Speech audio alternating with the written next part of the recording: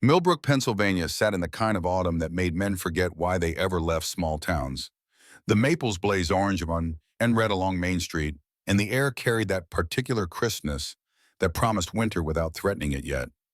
September mornings like this one, the town woke slowly, steam rising from coffee cups and kitchen windows, school buses rumbling down residential streets where kids still walked to stops without parents hovering.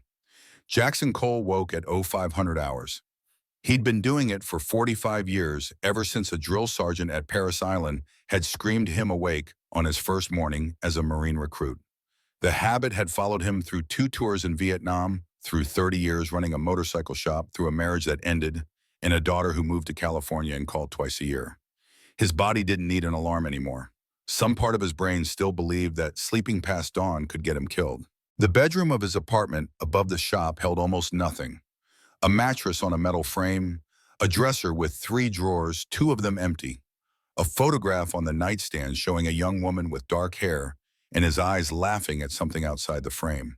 His sister Kimberly, aged 16, 3 years before everything went wrong. Hawk, everyone called him Hawk, had for decades made his bed with hospital corners, the blanket pulled tight enough to bounce a quarter. Another habit from the Corps. He dressed in jeans and a black t-shirt, pulled on boots that had seen 1,000 miles of highway. The leather vest came last, worn soft as skin, the patches on the back telling a story to anyone who knew how to read them. Not an outlaw club, never that. Just men who'd served, who'd come home, who'd found they still needed a unit. The coffee maker in his kitchen was the most expensive thing he owned. Good coffee mattered when you woke this early. He stood at the window while it brewed, watching Main Street come to life below. The streetlights clicked off automatically at 0530. Tom Hendricks opened his hardware store at 0600, the only man in town who kept earlier hours than Hawk. The breakfast crowd would start hitting Miller's Diner around 0630. Hawk poured his coffee black hot enough to burn. He'd learned to drink it, scalding in the jungle where lukewarm meant the enemy was close enough that you couldn't risk the smoke from heating it. Some lessons stayed carved into your bones. His Harley started on the first kick. The rumble echoed off the brick buildings, a sound that made dogs bark and babies cry, and old veterans lift their heads with something like recognition. The ride to Miller's took 4 minutes. He could have walked it in 10, but the bike mattered, not for show, because sometimes you needed to be able to leave fast and feet wouldn't cut it. Miller's Diner had occupied the corner of Main and Fletcher since 1964, back when Hawk was still young enough to think wars were won by the people who fought them. Red vinyl booths, chrome-edged tables, a checkerboard floor that had been mopped so many times the pattern was fading in the high-traffic areas. Linda Martinez had owned the place for 15 years, ever since her husband died and left her with a mortgage and a choice between selling and surviving. She'd been a Navy nurse in Desert Storm. That's why Hawk ate there every Tuesday morning and had for 5 years. Some bonds didn't require explanation. His booth was in the back corner, natural tactical position. Back to the wall-clear view of both entrance and kitchen door, close enough to the emergency exit to matter. 3 other men sat there already nursing coffee, not talking. They didn't need to. They'd ridden together long enough that silence was its own language. Marcus Reed, 39, still had the posture of the Army Ranger. He'd been before an IED in Fallujah sent him home with a Purple Heart and nightmares that woke his wife 3 times a week. He'd moved to Millbrook for the quiet, found Hawk's shop, found purpose in the work of rebuilding motorcycles and the company of men who didn't ask questions about the scars.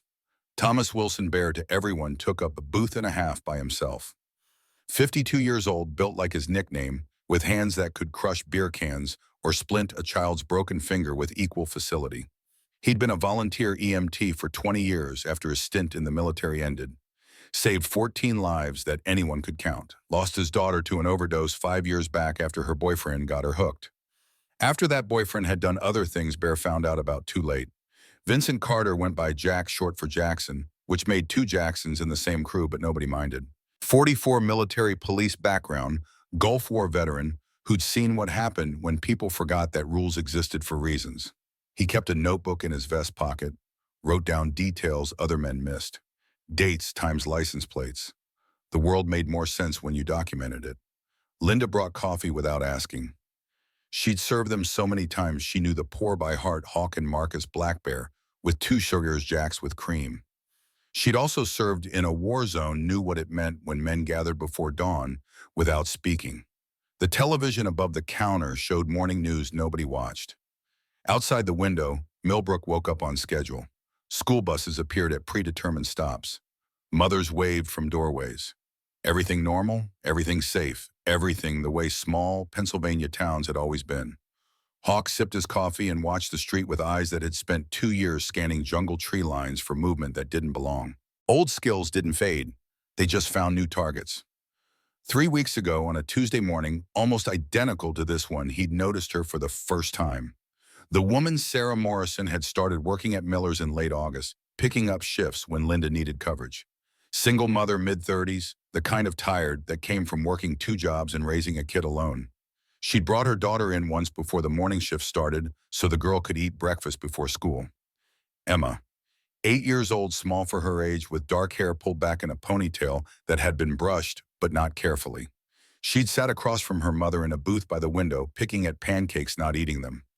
Hawk had noticed because he'd spent 6 months after Vietnam working at a VA hospital, volunteering with kids whose fathers came home different. He knew what trauma looked like in small bodies.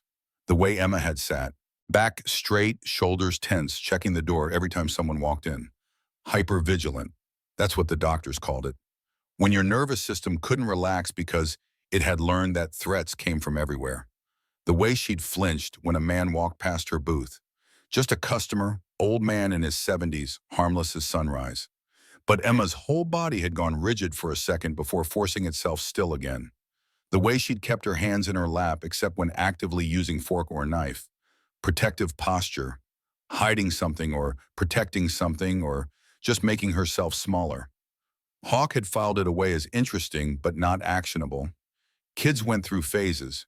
Maybe she'd seen something scary on television. Maybe she'd had a nightmare. Maybe she was just shy. Then he'd seen her again the following week. Same booth, same untouched pancakes, same tension in her small shoulders. But this time bruises on her wrist. Old ones fading to yellow-green, the kind that came from being grabbed hard enough to leave marks. Sarah hadn't seemed to notice. She'd been rushing through breakfast, checking her phone, clearly stressed about something. Work probably, money probably.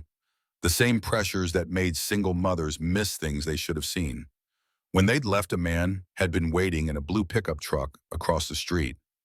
Emma had walked to that truck like a prisoner walking to execution. Slow steps, head down, shoulders hunched. The man had leaned over to open the passenger door. Emma had climbed in. The truck had driven away. Hawk had asked Linda about it, casual, just curious. Linda had explained Sarah's new husband, Kyle Morrison. They'd been married about a year, seemed nice enough, worked construction, made decent money, helped Sarah out financially, which she needed. Emma's father had disappeared when the kid was 2. No child support, no contact. Kyle took Emma to school most mornings when Sarah worked the early shift, picked her up most afternoons, involved stepfather, modern family, everything normal, except Emma's eyes. Those eyes held something Hawk had seen before in a mirror 30 years ago, when his sister Kimberly had still been alive. The 3rd week, Emma had started locking herself in the diner's bathroom. Linda had mentioned it to Hawk, worried. The kid would ask to use the restroom, then stay in there for 10 minutes, 15. Linda had knocked once, concerned. Emma had opened the door, immediately apologized, gone back to her booth. But her hands had been shaking.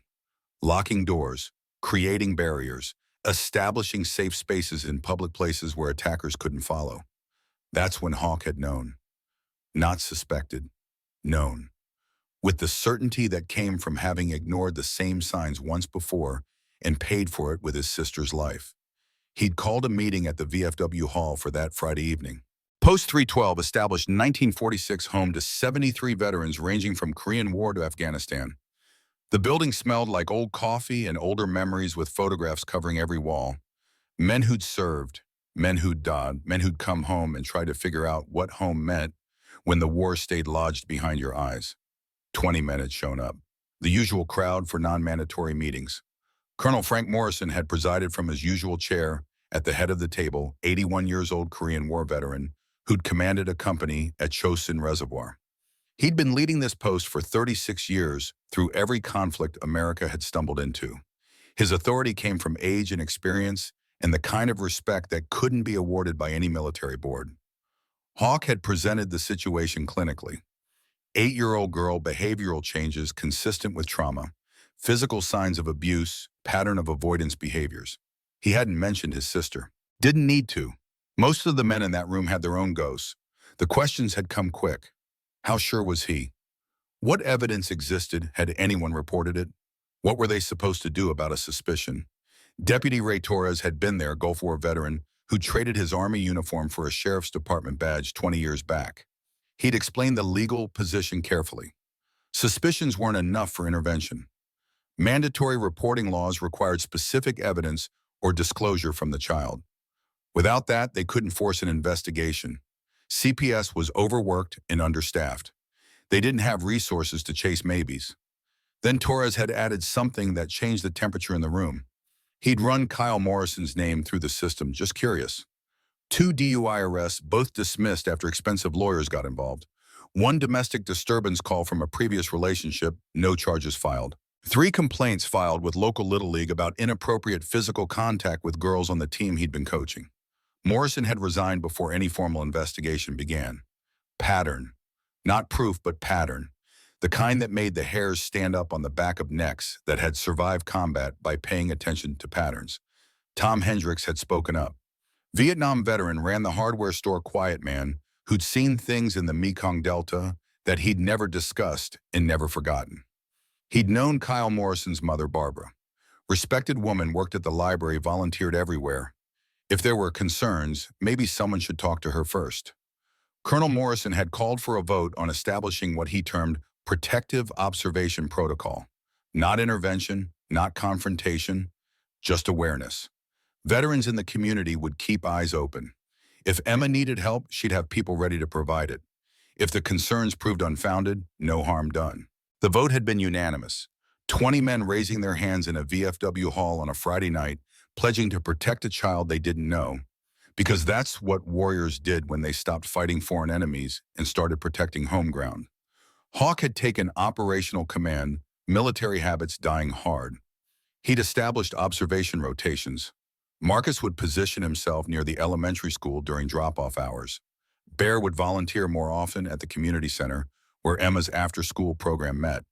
Jax would document everything in his notebook, building a case file in case it was ever needed. Tom would have quiet conversations with other business owners on Main Street, establishing a network of eyes. Torres had promised to review every report filed about Kyle Morrison, looking for anything that might provide legal grounds for a wellness check. He'd also mentioned he'd approach Barbara Morrison, privately feel out whether she had concerns about her son. They'd adjourn the meeting with the understanding that this might amount to nothing. Might be paranoia from old soldiers seeing threats everywhere. But if they were right, if Emma needed help, she'd have an entire platoon ready to respond. That had been 4 days ago. Friday night at the VFW, and now Tuesday morning back at Miller's Diner, Hawk sipping coffee at 0547 hours while the breakfast crowd started to filter in. Emma should have been on the 0745 school bus. Hawk knew the schedule. He'd watched it for 3 weeks, documenting patterns the way Jax had taught him. Sarah's shift had started at 0600. Kyle drove Emma to the bus stop at 0742, waited until she boarded, then drove to whatever construction site he was working that week. Except this morning at 0752, Emma hadn't gotten on the bus. Hawk had watched through the diner window as the yellow vehicle pulled away from the stop on Fletcher Street. No small girl with a backpack climbing aboard. At 0758, Emma had appeared on the sidewalk outside Miller's Diner. No backpack visible, bare arms despite the September morning chill. Walking slowly the way people walked when they'd made a decision they couldn't take back and were terrified of the consequences. She'd stopped 15 feet from the diner entrance, just stood there on the sidewalk, trembling in the morning sun like a bird that had finally found the courage to leave a burning tree but didn't know how to fly. Hawk had set down his coffee cup. Marcus had looked up at the same instant. Some communications didn't require words. Combat veterans developed a sixth sense for when situations changed from normal to critical. The air pressure felt different. Time slowed down. Bear and Jax had both straightened in their seats, following Hawk's line of sight through the window. Linda had noticed too. She'd moved to the door, concern etching lines around her eyes. Hawk had stood slowly, walked to the door with deliberate calm. pushed through it into morning air that tasted like coffee and car exhaust and the particular sharpness that came before everything changed. Emma had seen him emerge. Her whole body had tense flight response, kicking in muscles preparing to run. Hawk had stopped 5 feet away, close enough to talk, far enough to not be threatening. He'd knelt down slowly, bringing himself to her eye level, making himself smaller the way his sister had once told him, made her feel safer when the world got too big and too scary. The morning sounds of Millbrook surrounded them. Traffic on Main Street, a dog barking somewhere, a lawnmower starting up despite the early hour.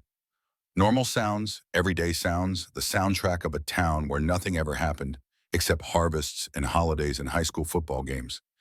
Emma's eyes had met his for just a second, brown eyes that held too much knowledge for 8 years old. Hawk had spent 2 tours in Vietnam. He'd seen children forced to grow up too fast to learn things no child should know. He recognized that particular kind of theft. His voice came out soft, almost a whisper, the tone he'd used in field hospitals when talking to wounded soldiers who needed to know they were safe before they could let themselves feel the pain. "Morning, miss. You okay?" Emma hadn't answered. Her hands gripped the straps of a backpack that wasn't their phantom motion from muscle memory. "Name's Jackson. Friends call me Hawk. You're Emma, right? I've seen you here with your mom." A tiny nod. Confirmation without commitment. "You miss your bus." Her voice came out so quiet Hawk barely heard it over a passing car. "I didn't want to go." School can be tough sometimes. Something happened. The tears started then. Silent tears that ran down her face without any crying. Sounds the kind of weeping that happened when you'd learned that making noise brought attention you didn't want. Hawk stayed kneeling on the sidewalk, concrete hard against his knees, morning sun warming his back. He'd waited in rice paddies for 3 days without moving when the mission required it. He could wait as long as this child needed to find her voice. "Emma, has someone hurt you? You can tell me. I promise I'll believe you." The words came out in a rush, 3 words compressed into one breath like she had to say them fast before courage failed. "He touched me." Time stopped. The sounds of Main Street faded into background noise. Hawk's heartbeat slowed the way it always did when the training took over and emotion became secondary to mission parameters. His voice stayed gentle, carefully controlled. "Who, sweetheart? Who touched you?" "My stepdad, Kyle. Last night he came in my room again." Again. That single word carried the weight of systematic abuse, of pattern, of a threat that wasn't single incident, but ongoing operation. Again, this has happened before. The sobbing started now, small shoulders shaking, 8 years of trying to be brave, finally cracking under the pressure of being believed for the first time. "I tried to tell Mommy. She said I had bad dreams. But they're not dreams. It's real. It's real and nobody believes me, and I can't make it stop." Hawk's jaw clenched hard enough to make his teeth ache. His hands wanted to form fists. His body wanted to stand up, walk across the street to that blue pickup truck he could see idled 50 feet away, and deliver the kind of justice that military tribunals had once authorized. But that wasn't the mission. The mission was protecting this child, and protecting her meant doing it right, by the book, by the law. So the predator couldn't slip away on technicalities and find victim number 2. "I believe you, Emma, every word." He'd lifted his left hand slowly, 2 fingers extended, in a gesture that probably meant nothing to an 8-year-old girl, but everything to 3 military veterans watching through a diner window. Inside, Marcus had set down his coffee cup. Bear had slid out of his booth. Jax had pulled out his cell phone. No discussion necessary. The code had been established at the VFW meeting. Code Red meant child in immediate danger. All available units respond lethal force, not authorized, but protective force approved as necessary.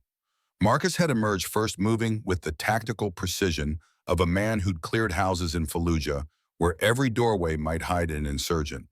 He'd assessed the situation in one sweep, Emma on sidewalk with Hawk blue pickup truck 50 feet away, with engine running, driver visible behind wheel. Exit route east on Main Street currently clear. Subject appeared to be watching, but not yet attempting to leave.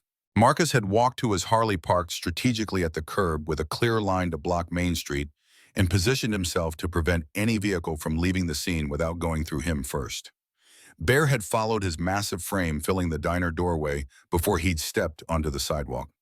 He'd moved directly to Emma, positioning his body between the child and the pickup truck.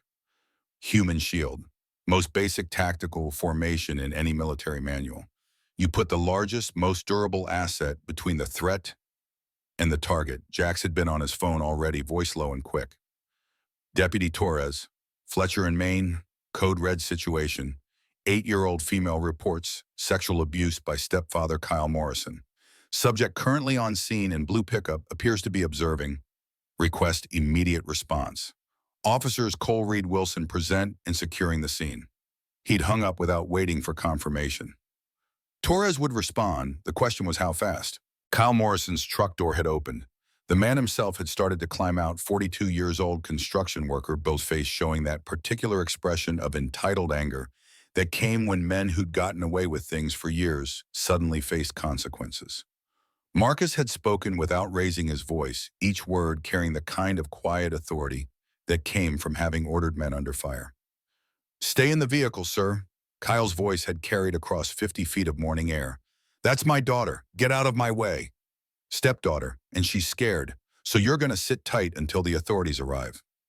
People had started to notice. Morning regulars coming out of the bakery 3 doors down. Mothers dropping kids at bus stops, looking over curiously. Tom Hendricks stepping out of his hardware store, taking in the scene, reading it correctly, moving to position himself where he could provide backup if needed. Cell phones had appeared, people recording, which was exactly what Hawk wanted. Documentation, witnesses, evidence that would hold up in any court.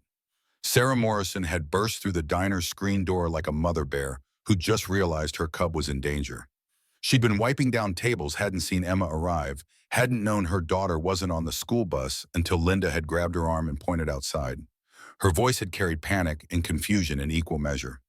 "Emma, baby, what are you doing here? You're supposed to be at school." Emma had torn away from Hawk, running to her mother with the desperate speed of someone who'd been holding it together as long as she could and had finally found a place to fall apart. Sarah had caught her daughter, gone down to her knees on the sidewalk, wrapped arms around a small body that collapsed into sobs. The kind of crying that came from deep places, from wounds that had been hidden too long, from pain that had finally found witness. Emma's words had come out broken by hiccups and tears, but loud enough for everyone within 20 feet to hear. "Mommy, I told them. I finally told someone who believes me." Sarah's face had cycled through confusion, denial, dawning horror, every mother's worst nightmare spelled out in real time. "Told them what, baby? What are you talking about?" "About Kyle, what he does at night, when you're working, what he does to me." The color had drained from Sarah's face. Her hands had started shaking. Whatever she'd been about to say had died in her throat as pieces clicked together. Barbara's warning 3 months ago, Emma's locked door, the nightmares, Kyle's reassurances that he was just checking on her, the way Emma had stopped wanting to be alone with him. All the signs that had been there, invisible until this moment when they became impossible to unsee. Sarah had looked up at Hawk, at the 4 leather-clad men who'd formed a protective perimeter around her daughter. Questions in her eyes. Who were these people? Why were they here? How had they known? Then Emma had said something that made everything else irrelevant. "He hurt me, Mommy. He hurt me, and I tried to tell you, but you didn't believe me." "You believed him." The truth of that statement had hit Sarah Morrison like physical force. She'd bent over her daughter, face crumpling, years of working double shifts and trying to make ends meet, and thinking she'd finally found stability with a man who seemed solid, all of it revealed as the most catastrophic mistake of her life. Kyle's voice had cut across the growing crowd. "Sarah, honey, listen to me. She's confused. You know how she is. Vivid imagination. Remember when she said there was a monster in her closet?" Sarah hadn't looked at him. She'd pulled Emma tighter, her own body shaking now. She was 4 then. She's 8 now. Kids this age, they get ideas from TV, from the internet. Maybe she saw something on that tablet you gave her. Sarah's voice had come out flat, emotionless, in the way that preceded complete breakdown. "Stop. Just stop talking." Marcus had moved slightly, adjusting his position to ensure Kyle couldn't leave the truck without going through him. Jax had his phone out again, camera recording. Bear had stood like a mountain, immovable between Emma and any possible threat. The crowd had grown to maybe 15 people. Mrs. Eleanor Chen from the flower shop next door. Two teachers from the elementary school who'd been getting coffee before classes started. A handful of early morning shoppers. Small-town crowds had a particular way of gathering when something happened pulled by invisible threads of community connection. Deputy Torres' cruiser had turned onto Main Street, lights flashing, but no siren. Torres understood that sirens would have panicked. Emma made the situation worse. He'd pulled to the curb, emerged from his vehicle with the controlled calm of a man who'd spent 20 years responding to calls and had learned that rushing made things worse. He'd taken in the scene with military efficiency. 4 veterans in protective formation around a woman and child. Suspect in vehicle 50 feet away. Multiple witnesses with cell phones out. Everything documented, everything visible, everything by the book. Torres had approached Emma first, kneeling beside her and Sarah the way Hawk had done earlier, bringing himself down to child eye level. His voice had carried the gentle authority of a man who'd interviewed dozens of abuse victims and understood how fragile these moments were. Emma, my name is Deputy Torres. I need to ask you some questions, okay? I need you to tell me what happened in your own words. Emma had looked at her mother. Sarah had nodded, still holding her daughter but giving permission. The story had come out in fits and starts, hesitations and tears and backtracking and clarification. Torres had recorded it on his body camera, asking careful, non-leading questions, giving Emma time to find words for things 8-year-olds shouldn't need vocabulary for. When it started, where it happened, how many times, what Kyle had said, what Emma had said, how she'd tried to tell her mother, how she'd finally decided that morning she couldn't get on the school bus, couldn't go through another day pretending everything was normal. Kyle's voice had risen from his truck, trying again. This is ridiculous. Sarah, you can't believe this. Those bikers, they've been watching us. They probably told her what to say. This is harassment. I'm calling my lawyer. Hawk had finally spoken, his voice carrying the flat authority of a command sergeant who'd given orders in combat and expected them to be followed. You can call your lawyer from the station. Right now, you're going to sit quiet while the deputy does his job. Torres had finished Emma's interview, collected Sarah's corroborating statement, gotten witness statements from Mrs. Chen and Linda Martinez and Tom Hendricks. Then he'd walked to Kyle's truck, hand resting casually on his service weapon in its holster. Kyle Morrison, I need you to step out of the vehicle. I haven't done anything wrong. This is a misunderstanding. Step out of the vehicle, please. Kyle had complied slowly, hands visible, movements careful. He'd been coached by lawyers before, knew how to avoid giving police reasons to escalate. But his face had shown growing panic as he'd realized this wasn't going away with smooth talk and victim blaming. Torres had turned him around, placed hands on the truck hood, begun the practiced routine of a search and custody procedure. His voice had shifted to formal legal register, the words memorized from 1,000 arrests. Kyle Morrison, you are under arrest for suspected sexual abuse of a minor. You have the right to remain silent. Anything you say can and will be used against you in a court of law. You have the right to an attorney. If you cannot afford an attorney, one will be provided for you. The metallic click of handcuffs closing had been the loudest sound on Main Street. Everything else had seemed to fade into background noise. The world had narrowed to that sound, to the sight of Kyle Morrison being placed in the back of a patrol car, to Emma crying in her mother's arms. But something else had happened in that moment, something Hawk hadn't anticipated. Barbara Morrison had appeared in the crowd. Kyle's mother, 64 years old, gray hair, pulled back, face lined, with the kind of weariness that came from carrying impossible knowledge for too long. She'd pushed through the gathered witnesses, moving with deliberate purpose towards Sarah and Emma. People had started to murmur. Everyone knew Barbara, library volunteer casserole baker, the kind of grandmother figure who organized bake sales and collected coats for winter clothing drives. Everyone assumed she'd come to defend her son, to claim misunderstanding, to rally around family. Barbara had stopped 5 feet from Sarah. Her voice had carried clearly in the morning air, addressing not just Sarah but the entire crowd of witnesses. I warned you 3 months ago. Sarah had looked up, confused, shattered. Barbara, I told you to watch him around Emma. I told you I'd seen patterns in him since he was young. Things that scared me even then. The crowd had gone completely silent. Cell phone cameras had swiveled to capture this moment. Barbara had turned to face the patrol car where her son sat handcuffed in the back seat. When she'd spoken again, her voice had grown louder, stronger, carrying the weight of years of guilt and denial finally breaking open. When Kyle was 16, a girl at church accused him of inappropriate touching. We moved to a different town. I told myself she was lying, that boys his age made mistakes, that it was just misunderstanding. When his first wife left him, suddenly after 6 months, I didn't ask why. When his second girlfriend's daughter ran away from home, I made excuses. I have been making excuses for my son for 28 years. She looked at Emma, then her eyes wet with tears that decades of regret couldn't fully release. I gave you life, Kyle. I raised you. I did everything I could to help you. But I will not stand between you and the consequences of your actions anymore. I will not let another child suffer because I chose to protect my son over protecting the innocent. Barbara had turned back to Sarah, her voice dropping to something more private, though still audible to those standing close. I choose her. I choose Emma. I choose the truth, and I will testify against him if that's what justice requires. The words had hung in the morning air like a verdict delivered by a judge who'd spent years delaying the inevitable sentence. Kyle's face in the patrol car had crumpled. Whatever defenses he'd been constructing, demolished by the one person he'd counted on to maintain his innocence.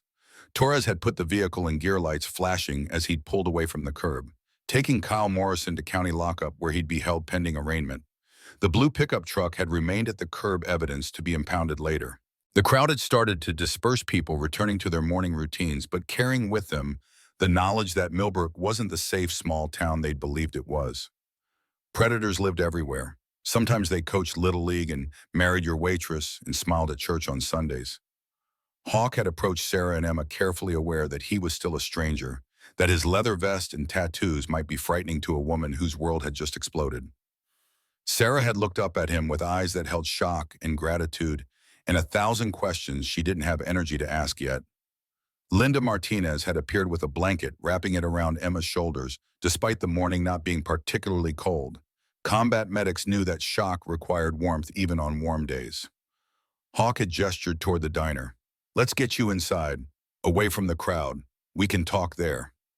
Sarah had nodded numbly, rising on legs that didn't seem entirely stable. Emma had clung to her mother's hand like it was the only solid thing in a world that had suddenly revealed itself to be quicksand. Linda had led them to the corner booth, the one farthest from windows, offering privacy in a very public space. She'd brought water for Sarah, hot chocolate with extra marshmallows for Emma, and a plate of fresh cinnamon rolls that appeared without anyone ordering them. Hawk had slid into the booth across from them, Marcus, Bear, and Jax taking positions nearby but not crowding, giving the appearance of casual breakfast while actually maintaining security perimeter. Old skills, new application. Sarah had stared at the water glass without drinking from it, her hands wrapped around it like she needed something to hold on to. When she'd finally spoken, her voice had carried the hollow quality of someone processing trauma in real time. Who are you people? Hawk had chosen his words carefully, aware that everything he said now would determine whether Sarah trusted them or ran from them. My name is Jackson Cole. People call me Hawk. These are my brothers, Marcus, Thomas, Vincent. We're veterans. We run a motorcycle shop. We're part of VFW Post 312, and we pay attention to our town. You've been watching us. We've been watching out for Emma. There's a difference, Bichon. Sarah's eyes had filled with tears that hadn't fallen yet. How long have you known? Suspected for 3 weeks. Knew for certain about 30 seconds after Emma told me. 3 weeks. Sarah had said it like she was testing the weight of the words. You saw it in 3 weeks, and I lived with it for months and didn't see anything. Hawk had leaned forward slightly, his voice gentle but firm. He's good at hiding. Predators usually are. That's how they operate. They find single mothers who are working too hard to notice. They become helpful, trustworthy. They wait until everyone's guard is down. I should have listened to Barbara. She tried to tell me. Yes, but you're listening now. That's what matters. Emma had been crying quietly, face pressed against her mother's shoulder. Sarah had held her daughter with one arm, while the other hand had stayed wrapped around the water glass, white-knuckled. Marcus had approached the table, moved by something he usually kept locked down. His voice had been softer than Hawk had heard it in years. Ma'am, I have a daughter. She's 16 now. If anyone ever hurt her the way Kyle hurt Emma, I'd want to kill them. But I wouldn't, because killing them would mean going to prison, which would mean leaving my daughter without protection. So I do what you're going to do. Trust the system, let the law work, and make damn sure the predator never has the chance to hurt another child. Sarah had looked at him, this Iraq War veteran with scars on his arms and kindness in his eyes, and something in her face had shifted from shock toward determination. What happens now? Hawk had explained the process as gently as he could. Forensic interviews with specialists trained in child abuse cases, medical examinations, investigation by Child Protective Services, potential trial if Kyle didn't take a plea deal, months of stress and scrutiny and having to relive trauma over and over in official statements and depositions and possibly testimony. It's going to be hard, harder than anything you've done. People will question you. Some will take Kyle's side. His lawyer will try to discredit Emma, make her look unreliable. There will be days when you wonder if going through this is worse than what you were trying to escape. Sarah's voice had been barely audible. Will she be safe? From Kyle, yes. He's not getting bail on charges like this. From the process, we'll do everything we can to protect her. Why, you don't even know us. Hawk had paused, weighing how much to share, then decided truth mattered more than privacy. My little sister was 9 years old when her stepdad started abusing her. I was in Vietnam. She wrote me letters, but I was too deep in my own war to understand what she was really saying. By the time I came home, she'd learned that telling adults didn't help. They didn't believe her. When she finally reported it at 17, statute of limitations had passed. He walked free. She didn't. Overdosed at 23. The booth had gone silent. Even Emma had stopped crying, sensing the weight of what Hawk had just shared. I didn't save Kimmy, but I can help save Emma. That's why. Sarah had reached across the table, placed her hand over Hawk's. The gesture had lasted only a second before she'd pulled back, but it had carried gratitude that couldn't fit into words. The diner's clock had shown 09:14 hours. Less than 2 hours since Emma had appeared on the sidewalk. In that time, a predator had been arrested, a mother had learned the worst truth of her life, and a child had finally been believed after months of being dismissed as imaginative. Hawk's phone had buzzed. Text from Colonel Morrison, emergency meeting, VFW Hall, 1900 hours tonight. All available personnel. He'd typed back, confirmed. The next phase was beginning. Emma was safe from immediate threat, but the war wasn't over.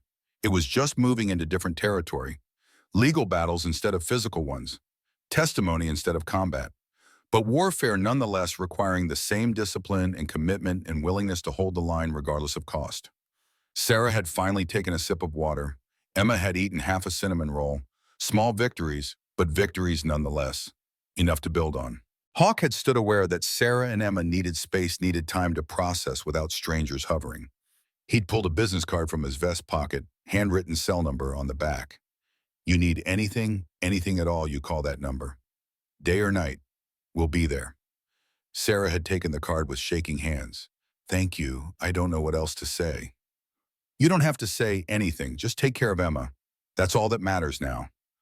Hawk and his brothers had left the diner, stepping back into morning sunshine that felt different than it had at 0500 hours. The day had changed. The town had changed. They'd crossed a line from observation to action, and there was no going back. Marcus had spoken, first lighting a cigarette with hands that were steadier than his voice. Think Torres has enough to make charges stick. Emma's testimony, Sarah's corroboration. Mrs. Chen heard crying through the walls. Physical evidence will probably show signs of abuse. Yeah, he's got enough. Kyle's going to lawyer up. Expensive lawyer, probably. Doesn't matter. We did everything by the book. Called the police immediately. Didn't touch him. Documented everything. His lawyer can't claim vigilante justice when we follow procedure to the letter. Jax had been reviewing notes in his ever-present notebook. I've got times, locations, witness names, badge numbers, everything documented. If this goes to trial, prosecution will have a timeline that's airtight. Bear had been quieter than usual, his face showing the particular pain that came from remembering his own daughter. Finally, he'd spoken, voice rough. We saved one. Maybe we can't save them all, but we saved this one. That counts for something. It counted for everything, but Hawk hadn't said that out loud. Instead, he'd pulled on his helmet, kicked his Harley to life, and ridden back to the shop with the knowledge that in 1900 hours, they'd gather at the VFW hall and formalize what they'd just begun. Protecting Emma Morrison through whatever came next. Legal battles, CPS investigations, possible testimony, community backlash from people who wanted to believe Kyle was innocent because the alternative was too ugly to accept. They'd signed up for that fight the moment Hawk had knelt on a sidewalk and told a frightened child that he believed her. Some fights you couldn't walk away from, even when every instinct said the cost would be high. The VFW hall filled up fast that evening. Word had spread through the veteran network with the speed that only military communications could achieve. By 1900 hours, 43 men occupied the folding chairs ranging from Korean War to Afghanistan, ages 28 to 81. Different wars, same code. Colonel Morrison had called the meeting to order with a single sharp rap of his gavel. The room had fallen silent instantly, decades of conditioning, responding to command authority. Morrison's voice had carried the weight of his 81 years and 36 years leading this post. Gentlemen, this morning, 4 of our members intervened in a suspected child abuse situation. Jackson Cole and his unit acted with restraint, professionalism, and adherence to legal protocol. As a result, Kyle Morrison is currently in county lockup awaiting arraignment on multiple counts of child sexual abuse. A murmur had run through the room. Some of the men had heard about it already. Others were learning for the first time. Morrison had continued, his voice growing firmer. This is not the end of our involvement. This is the beginning. Emma Morrison is 8 years old. She has disclosed abuse and been believed. But she and her mother are about to enter a legal process that will be brutal. Defense attorneys will attack Emma's credibility. Community members will take sides. There may be attempts at intimidation or harassment. He'd paused, looking around the room at faces that had seen combat and knew what holding ground under fire meant. I am proposing we activate Protection Protocol Alpha. Full commitment, 24/7 coverage, witness protection, court testimony as needed. We become Emma Morrison's unit. We hold the line until the legal system delivers justice. Tom Hendricks had raised his hand. What about retaliation? Kyle's got family, friends, construction crew who probably think he's innocent. Torres had stood still in uniform from his shift. I'll be straight with you. There will be retaliation attempts. Probably starting with social media, escalating to harassment, possibly to direct confrontation. We need to document everything. Record everything. Build a case that shows any intimidation is part of a pattern. Marcus had spoken up. What's our rules of engagement? Someone threatens Sarah or Emma. What's our response? Colonel Morrison had answered that one himself. We are not vigilantes. We are witnesses. We are protectors. But we are also veterans who understand that sometimes protection requires presence. We make ourselves visible. We make ourselves available. We make it clear to anyone watching that Emma Morrison has a platoon backing her up. The vote had been unanimous, 43 hands raised. Protection Protocol Alpha activated. They'd spent the next hour organizing rotations, morning school runs, afternoon pickups, evening presence at Sarah's apartment, overnight security, every hour of every day covered by at least one veteran, usually 2. Hawk had taken operational command, organizing the unit the way he'd organized patrols in Vietnam, each man playing to his strengths. Marcus on tactical, Bear on medical and emotional support, Jax on documentation, Tom coordinating civilian business owner network, Torres as liaison with law enforcement. By 2100 hours, they'd had a complete battle plan. By 2130, they'd adjourned with the understanding that this wasn't temporary. This was commitment until trial conclusion, possibly longer if Emma needed continued support. Hawk had been walking to his bike when his phone had rung. Unknown number. He'd almost ignored it. Then something had made him answer. The voice on the other end had been smooth, professional, carrying the particular cadence of expensive legal education. Mr. Cole, this is Robert Brennan, attorney for Kyle Morrison. I think we should talk. I don't think we have anything to discuss. Oh, I disagree. See, I'm planning to file harassment charges against you and your motorcycle club. Unlawful detention, intimidation, interfering with parental rights. You surrounded my client's vehicle, prevented him from leaving, coerced testimony from a confused child. Hawk's voice had gone flat and cold. The tone he'd used had giving orders in combat zones where mistakes cost lives. We detained no one. We called law enforcement immediately. Everything was recorded on body cameras and civilian cell phones. Your client was arrested because an 8-year-old girl reported abuse and a deputy found probable cause. You want to play that in court, counselor? I welcome it. Brennan's tone had shifted, growing sharper. You have no idea who you're dealing with. I've been practicing law in this county for 23 years. I know every judge, every prosecutor, every potential juror, and I am very good at creating reasonable doubt. By the time I'm done, that little girl's credibility will be destroyed. Her mother will look negligent or vindictive. And you and your biker gang will look like vigilantes who manipulated a family crisis for your own purposes. You finished. I'm just getting started. You want a war? Mr. Cole, I'll give you a war, and I don't lose. The line had gone dead. Brennan hanging up, probably thinking he'd delivered a devastating threat that would make the bikers back off. Instead, Hawk had smiled, not from humor, from recognition. Some enemies announced themselves clearly, told you exactly what they planned to do, gave you time to prepare defenses and counterattacks. Those were the easy enemies, because you knew they were coming. He'd texted Colonel Morrison. Brennan called, threatened harassment charges, game on. Morrison's response had come back in 30 seconds. Let him come.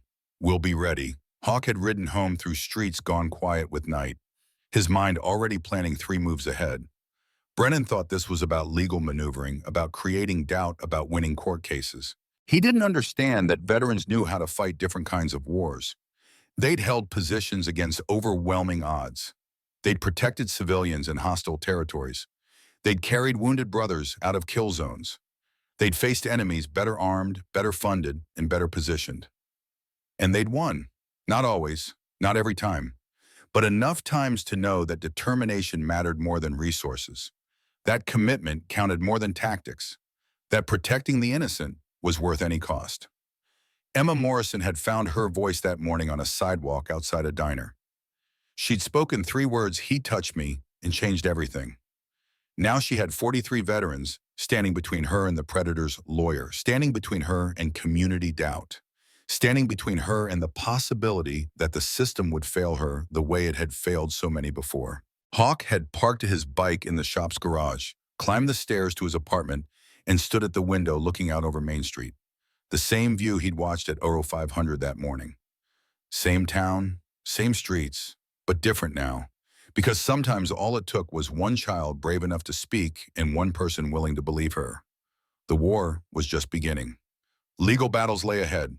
Character assassination, media scrutiny, community division, all of it predictable, all of it difficult, all of it worth fighting through because the alternative was letting another predator go free to find victim number 2. Hawk had finally opened the drawer in his nightstand, pulled out the photograph of his sister Kimberly, 23 years old in the picture, laughing at something outside the frame 3 months before the overdose that killed her. He'd spoken to her the way he had been doing for 30 years.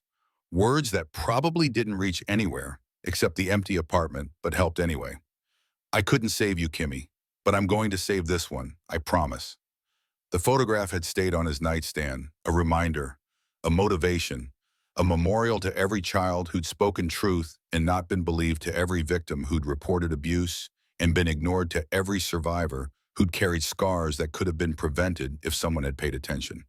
Tomorrow would bring new challenges: CPS investigations, forensic interviews, legal maneuvering. But tonight Emma Morrison was sleeping somewhere safe, knowing that someone had believed her, that someone had acted, that the nightmare had at least one ending that didn't involve silence and suffering. That counted for something. It counted for everything. Hawk had finally gone to bed at 2300 hours, setting his alarm for 0500, because old habits died hard, and because morning would bring new battles that required preparation. He'd lain in the dark listening to the sounds of Milberthian at night, a siren somewhere distant, a dog barking the wind through the maple trees that lined Main Street, and found a kind of peace that had eluded him for 3 decades. Some wounds never healed, but sometimes you got a chance to stop the bleeding for someone else. Sometimes the war you couldn't win in the past gave you the skills to win a different war in the present. Emma Morrison would face hell in the coming months. Legal battles and testimony and cross-examination designed to destroy her credibility. But she wouldn't face it alone. She'd have a platoon of old warriors who'd signed up for worse tours and come home with the knowledge that some fights were worth any cost. The mission had begun. Hold the line until justice arrived. Protect the innocent, regardless of personal risk. Stand between predators and their victims with the kind of unwavering commitment that made enemies break before defenders did. Hawk had closed his eyes, and for the first time in years, he'd slept without dreaming of jungles and death and his sister's face asking why no one had believed her. Because today someone had believed, and that made all the difference. The Child Advocacy Center occupied a converted Victorian house on the edge of Millbrook's historic district, painted lavender, with white trim designed to look nothing like the bureaucratic processing facility it actually was. Hawk had driven Sarah and Emma there on day 3 post-arrest, his Harley leading a convoy that included Marcus on his bike and Bear in his pickup truck. Not subtle, not trying to be. The message to anyone watching this child moves under armed escort. The waiting room smelled like lavender air freshener, failing to mask institutional anxiety. Purple walls held crayon drawings from previous children, happy sons and smiling families that felt obscene given why anyone entered this building. Sarah sat rigid in a chair designed for comfort, her hands folded so tight the knuckles had gone bloodless. Emma pressed against her mother's side, small body vibrating with tension that 8-year-olds shouldn't carry. Dr. Rachel Kim had emerged from the interview room at precisely 0900 hours, her greeting warm but professional, the careful balance of someone trained to extract trauma without inflicting more. 40-something Korean-American, 15 years doing forensic interviews with child abuse victims. Her credentials hung framed in the hallway. Her competence showed in how she'd knelt to Emma's level without making it seem rehearsed. Emma, I'm Dr. Kim. My job is to listen to kids and help make sure they're safe. Your mom is going to wait right here, but she'll be able to see you through that window the whole time. Is that okay? Emma had looked at Hawk instead of her mother. Something had shifted in the past 3 days. Sarah represented safety that had failed. Hawk represented protection that had worked. The child's instincts had recalibrated accordingly. Hawk had given a small nod. Dr. Kim's good at her job. She's going to help. The interview room had cameras mounted in 3 corners, equipment designed to record everything while appearing non-threatening. Stuffed animals occupied a corner. Anatomically correct dolls waited on shelves. Drawing supplies covered a child-sized table. All the tools of a profession that shouldn't need to exist. Hawk and Sarah had watched from the observation room, separated by one-way glass in the unbridgeable distance between witness and victim. Deputy Torres had joined them, taking notes, his presence both official documentation and moral support. Dr. Kim's technique had been masterful. She'd started with easy questions. What grade are you in? What's your favorite subject? Do you have pets? Building rapport, establishing that this was a conversation, not an interrogation. Emma had answered in monosyllables, still guarded, still testing whether this adult could be trusted. The transition had come naturally, Kim's tone never shifting from gentle curiosity. Emma, you told some people that someone hurt you. Can you tell me about that? What had followed was 47 minutes of testimony that Hawk would carry for the rest of his life. Emma describing abuse in a child's vocabulary, using the words she knew, pointing to anatomical dolls when language failed. Dr. Kim asking careful, non-leading questions, giving Emma control over pacing, allowing silence when the child needed to gather courage. The timeline had emerged piece by piece. 6 months of systematic abuse, starting last March shortly after Sarah had begun working night shifts at the diner. Kyle coming to Emma's room after Sarah left for work. Emma locking her door, Kyle having a key. Emma's attempts to tell her mother dismissed as nightmares. The bathroom locks at school and the diner. The decision that morning to miss the bus because she couldn't pretend anymore. Specific details had accumulated. Kyle's Phillies jersey he'd worn most nights. The beer smell on his breath. The specific threats he'd used to ensure silence. The way he'd checked the driveway first, making sure Sarah's car was gone before entering Emma's room. Predator behavior, calculated and methodical. Sarah had broken halfway through, stumbling from the observation room to vomit in the hallway bathroom. The sounds of her retching had carried through thin walls. Hawk had followed, found her collapsed against the sink face, wet with tears and something beyond tears. I didn't protect her. I was right there in the house, and I didn't protect her. You were working, trying to provide. He exploited that. I should have known. Mothers are supposed to know. Hawk had chosen his words carefully, aware that guilt could be as destructive as the original trauma. You know now. That's what matters. Emma needs you present, not paralyzed. Sarah had straightened, slowly wiped her face with paper towels, returned to the observation room with the kind of determination that came from having no other choice. She'd watched her daughter describe horrors no mother should hear, and she'd stayed present for every word because that's what Emma needed.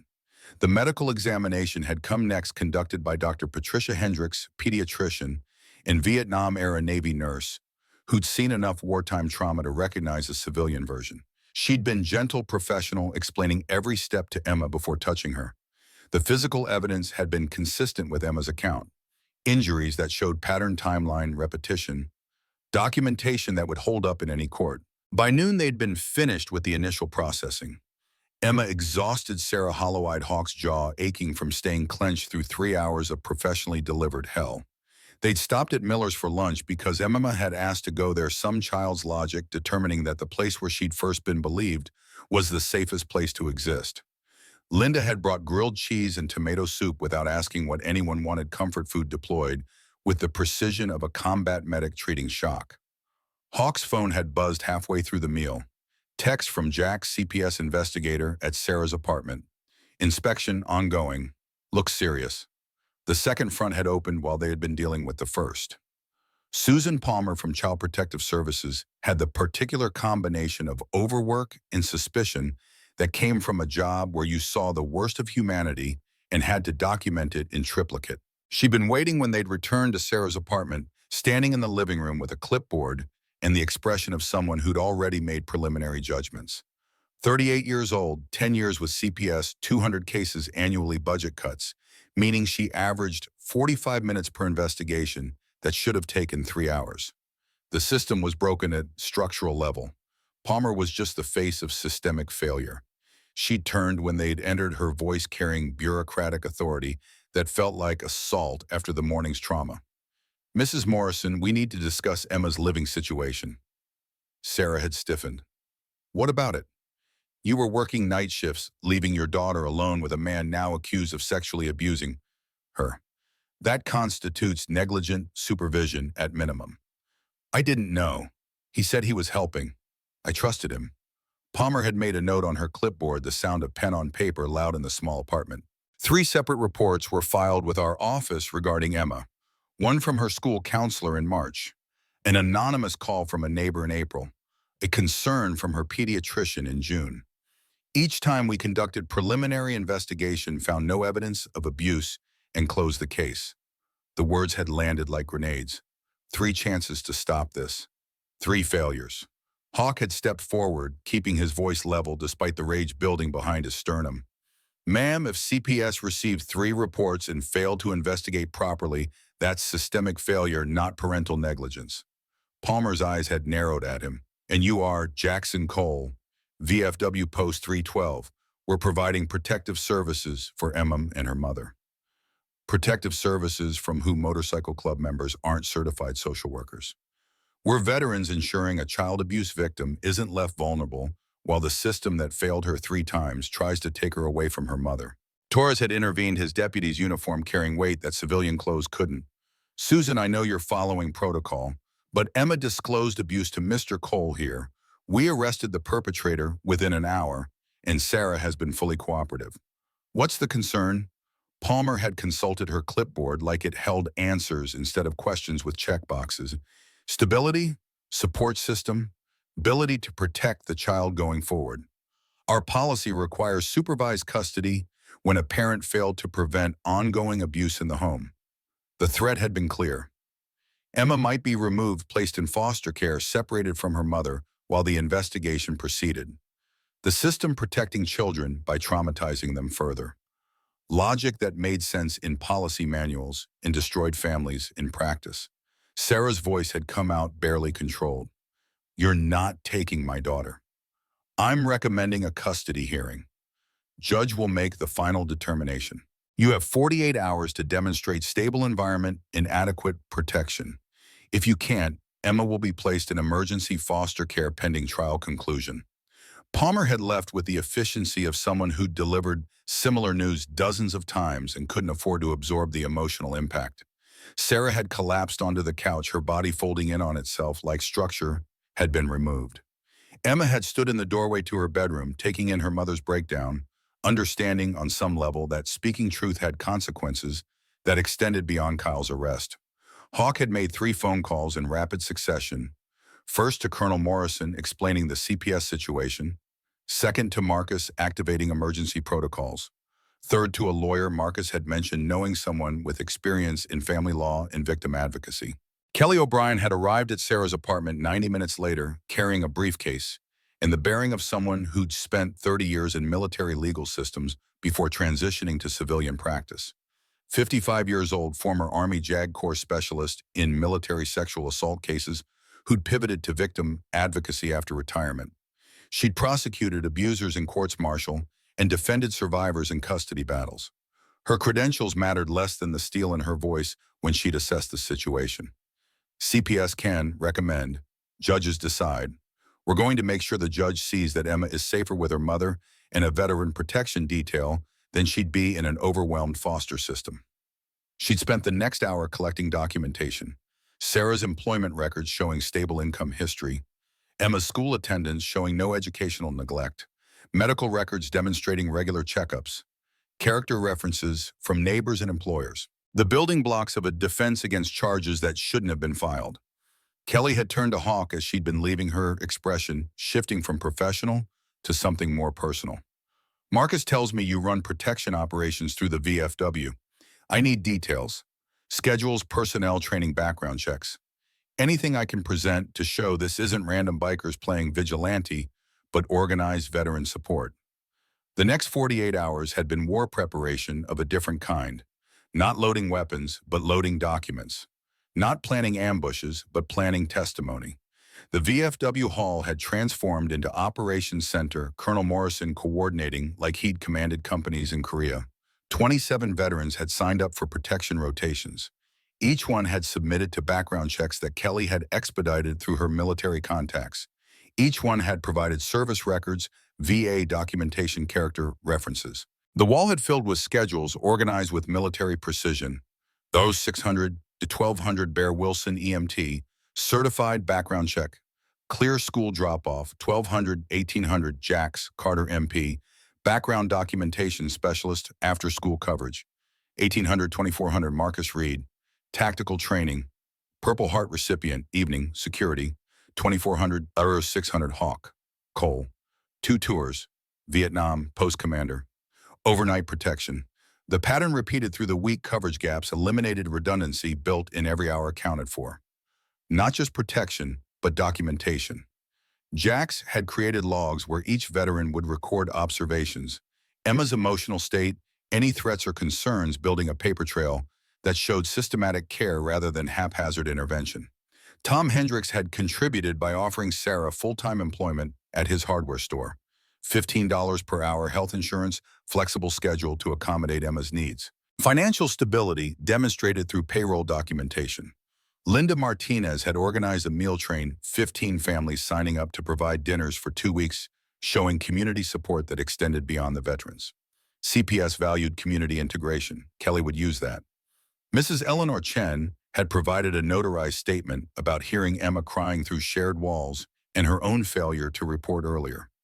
Witness testimony establishing that warning signs had existed but been missed by multiple adults, not just Sarah.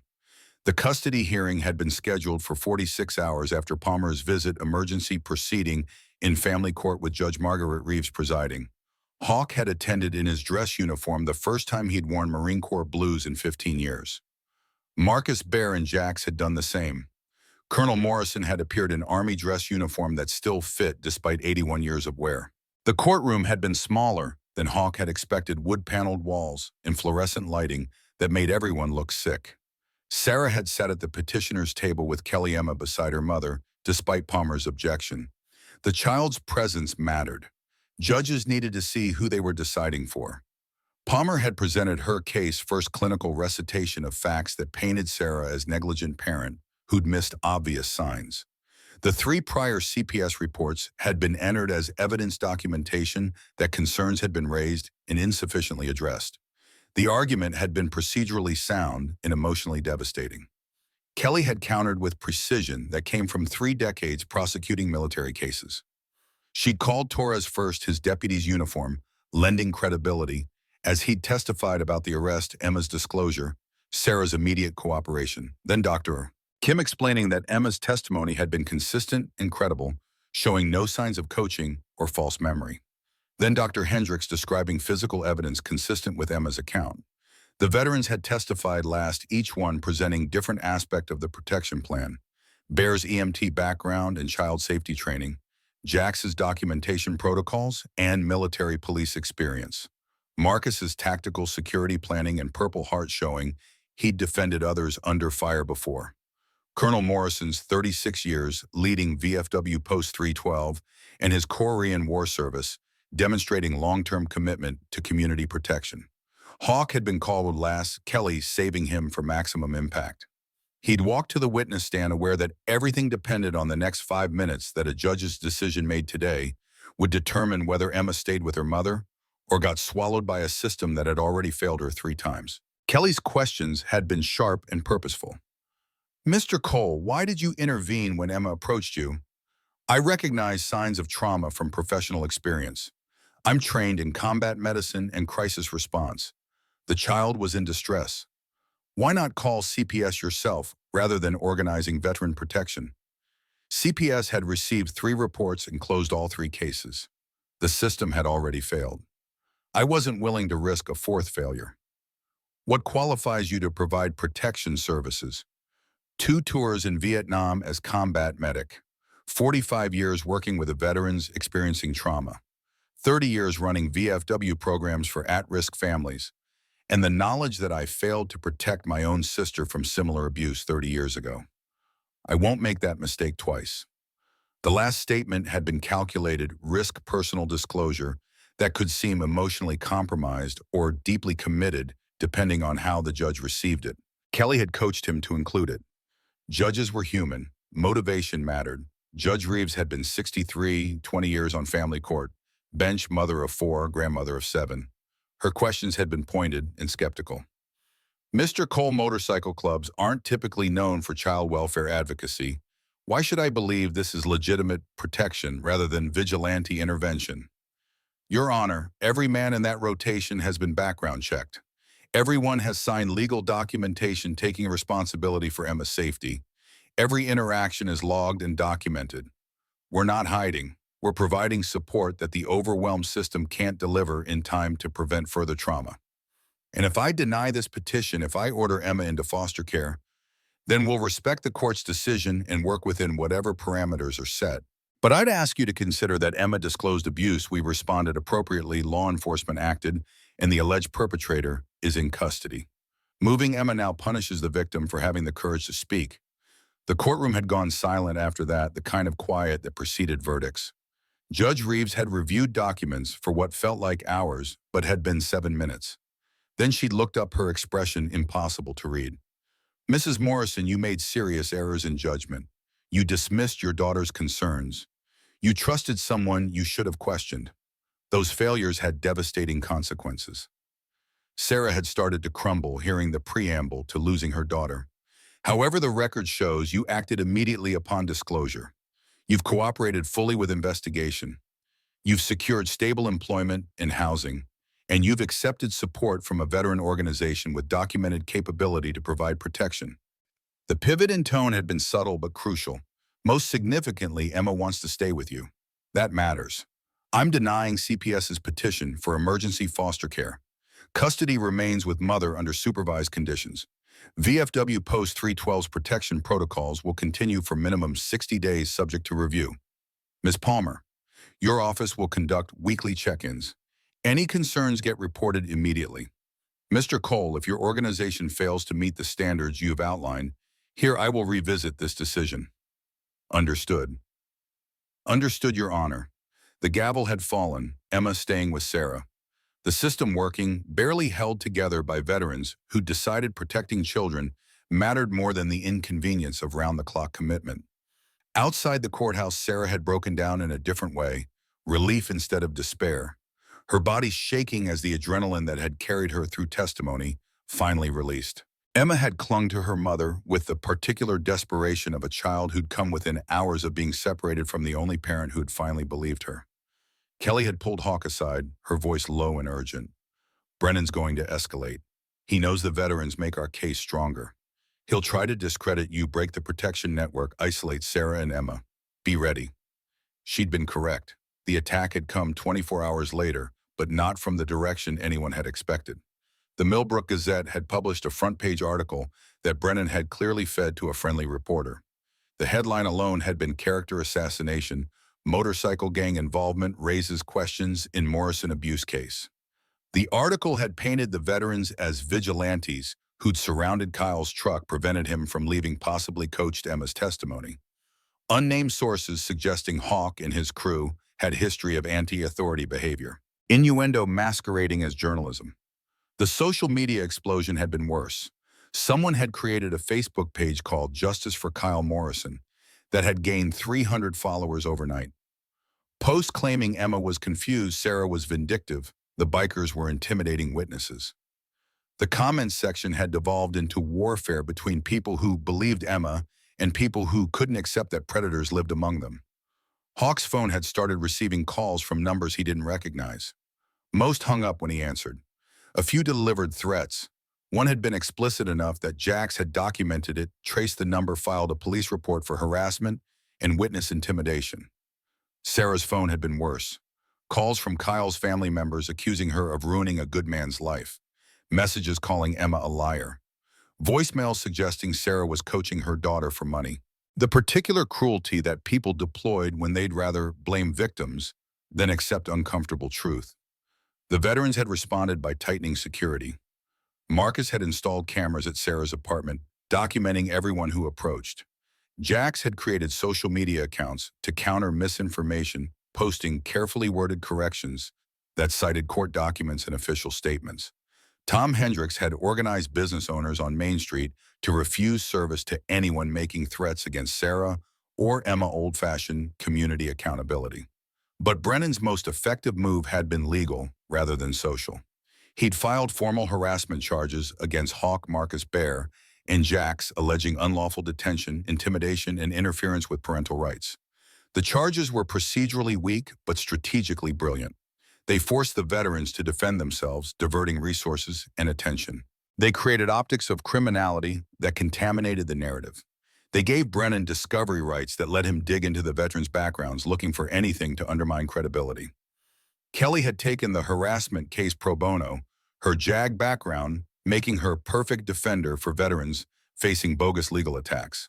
She'd filed motions to dismiss, arguing that body camera footage showed the veterans had done nothing illegal, that they'd called police immediately, that they'd never prevented Kyle from leaving but simply positioned themselves as witnesses to prevent flight before law enforcement arrived.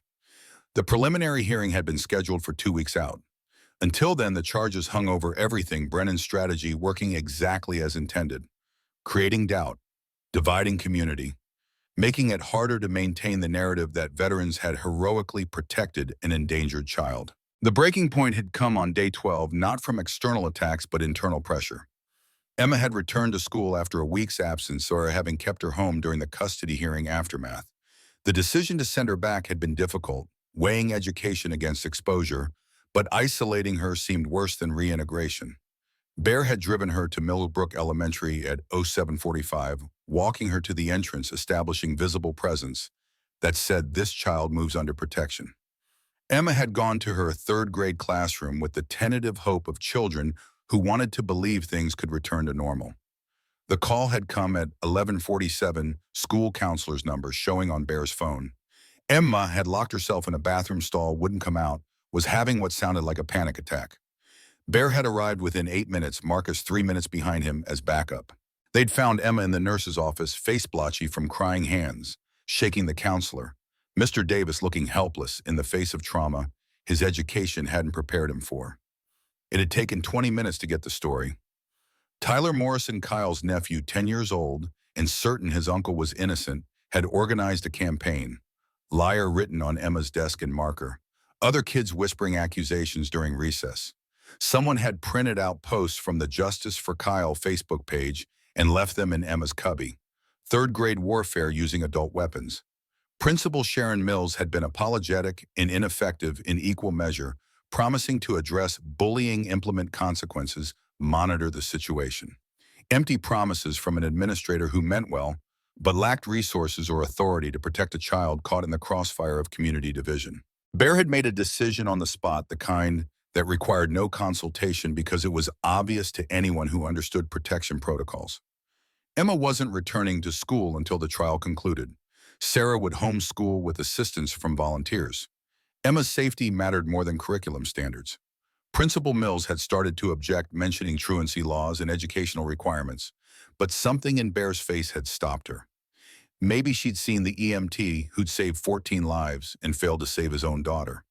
Maybe she'd recognized that some men drew lines they wouldn't cross, and defending those lines meant accepting confrontation. Whatever she'd seen, she'd step back and let Bear take Emma home. The drive back had been quiet. Emma pressed against the passenger door, small body vibrating with shame and fear that shouldn't belong to 8-year-olds. Bear had known better than to offer empty reassurance. Sometimes silence was the only honest response to situations that had no good answers. Sarah had been at work when they'd arrived back at the apartment, Weem having given her the morning shift after the custody hearing stress. Hawk had been there on his rotation, using the time to review documents Kelly needed for the harassment defense. He'd taken one look at Emma's face and understood everything without explanation. Emma had gone to her room, closed the door, and cried with the kind of soul-deep exhaustion that came from being 8 years old and carrying an adult-sized trauma.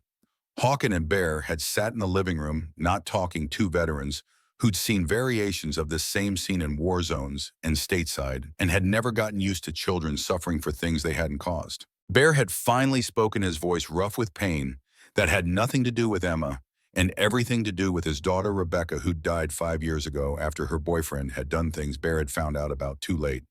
"I'm done being gentle about this. Kyle Morrison deserves worse than prison." "Yes, but prison is what he's getting. Because we did it right. Right doesn't feel like enough when kids are crying. It's all we've got. We start doing it wrong and we become what Brennan's trying to paint us as."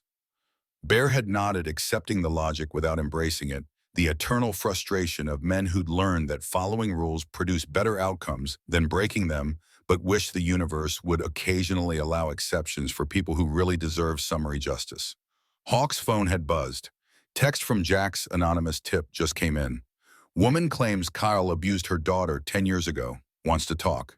Meeting tonight, 1900 hours, VFW Hall. The second victim had found her courage. Jessica Rodriguez had walked into the VFW Hall at precisely 1900 hours, 24 years old, carrying herself with the careful posture of someone who'd learned that the world wasn't safe, but had decided to exist in it anyway. She'd worn business casual clothes that suggested an office job and a life that functioned on surface level.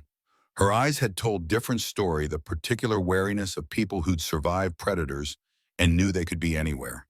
Colonel Morrison had greeted her with the gentle formality of a man who'd spent 60 years understanding that some visitors required extra care. He'd offered coffee, directed her to a comfortable chair, gathered the core group, Hawk, Marcus, Bear, Jax, Torres, into a conference room that offered privacy without intimidation. Jessica had set her purse on the table with deliberate care, buying time while she gathered courage to speak words she'd probably been rehearsing for days. "My name is Jessica Rodriguez. 12 years ago, Kyle Morrison dated my mother for 8 months. I was 13 years old." The words had landed like ordnance, everyone in the room understanding immediately what came next, but letting her tell it at her own pace. "He started coming to my room 3 months into dating my mom, always when she was asleep or working evening shifts. He said it was normal that fathers and daughters did these things, that I should keep it secret because people wouldn't understand. I was 13. I believed him." Her voice had stayed level, the product of years of therapy and processing, but her hands had shaken around her coffee cup. "I tried to tell my mom once. She didn't believe me. Said I was jealous of her relationship, that I was acting out because I missed my real dad. Kyle heard about it and told her I had mental health issues, that I needed therapy for my delusions. She sent me to a therapist who treated me for oppositional defiant disorder instead of abuse. Torres had leaned forward, his cop instincts engaged. Did you ever file a report? When I turned 21. Finally understood what had happened, that it wasn't my fault, that I needed to do something. Went to the police station, filed formal complaint. Detective told me statute of limitations had expired. 8 years since the last incident. Pennsylvania law said too much time had passed. So he faced no consequences. None. The detective was kind about it, said he believed me, but legally there was nothing they could do. I left that police station understanding that Kyle was free to do it again to someone else. Jessica had looked directly at Hawk, then her expression carrying something between plea and challenge. When I saw the news about Emma, about the arrest, I knew. Same pattern, single mother, young daughter. Move and gain trust, wait for opportunity. I did research after my case was closed. Found 3 other women online whose daughters reported similar stories about Kyle Morrison. Nobody could prove anything. Nobody got justice. The weight of systematic predation had settled over the room. Not isolated incident, but repeated pattern.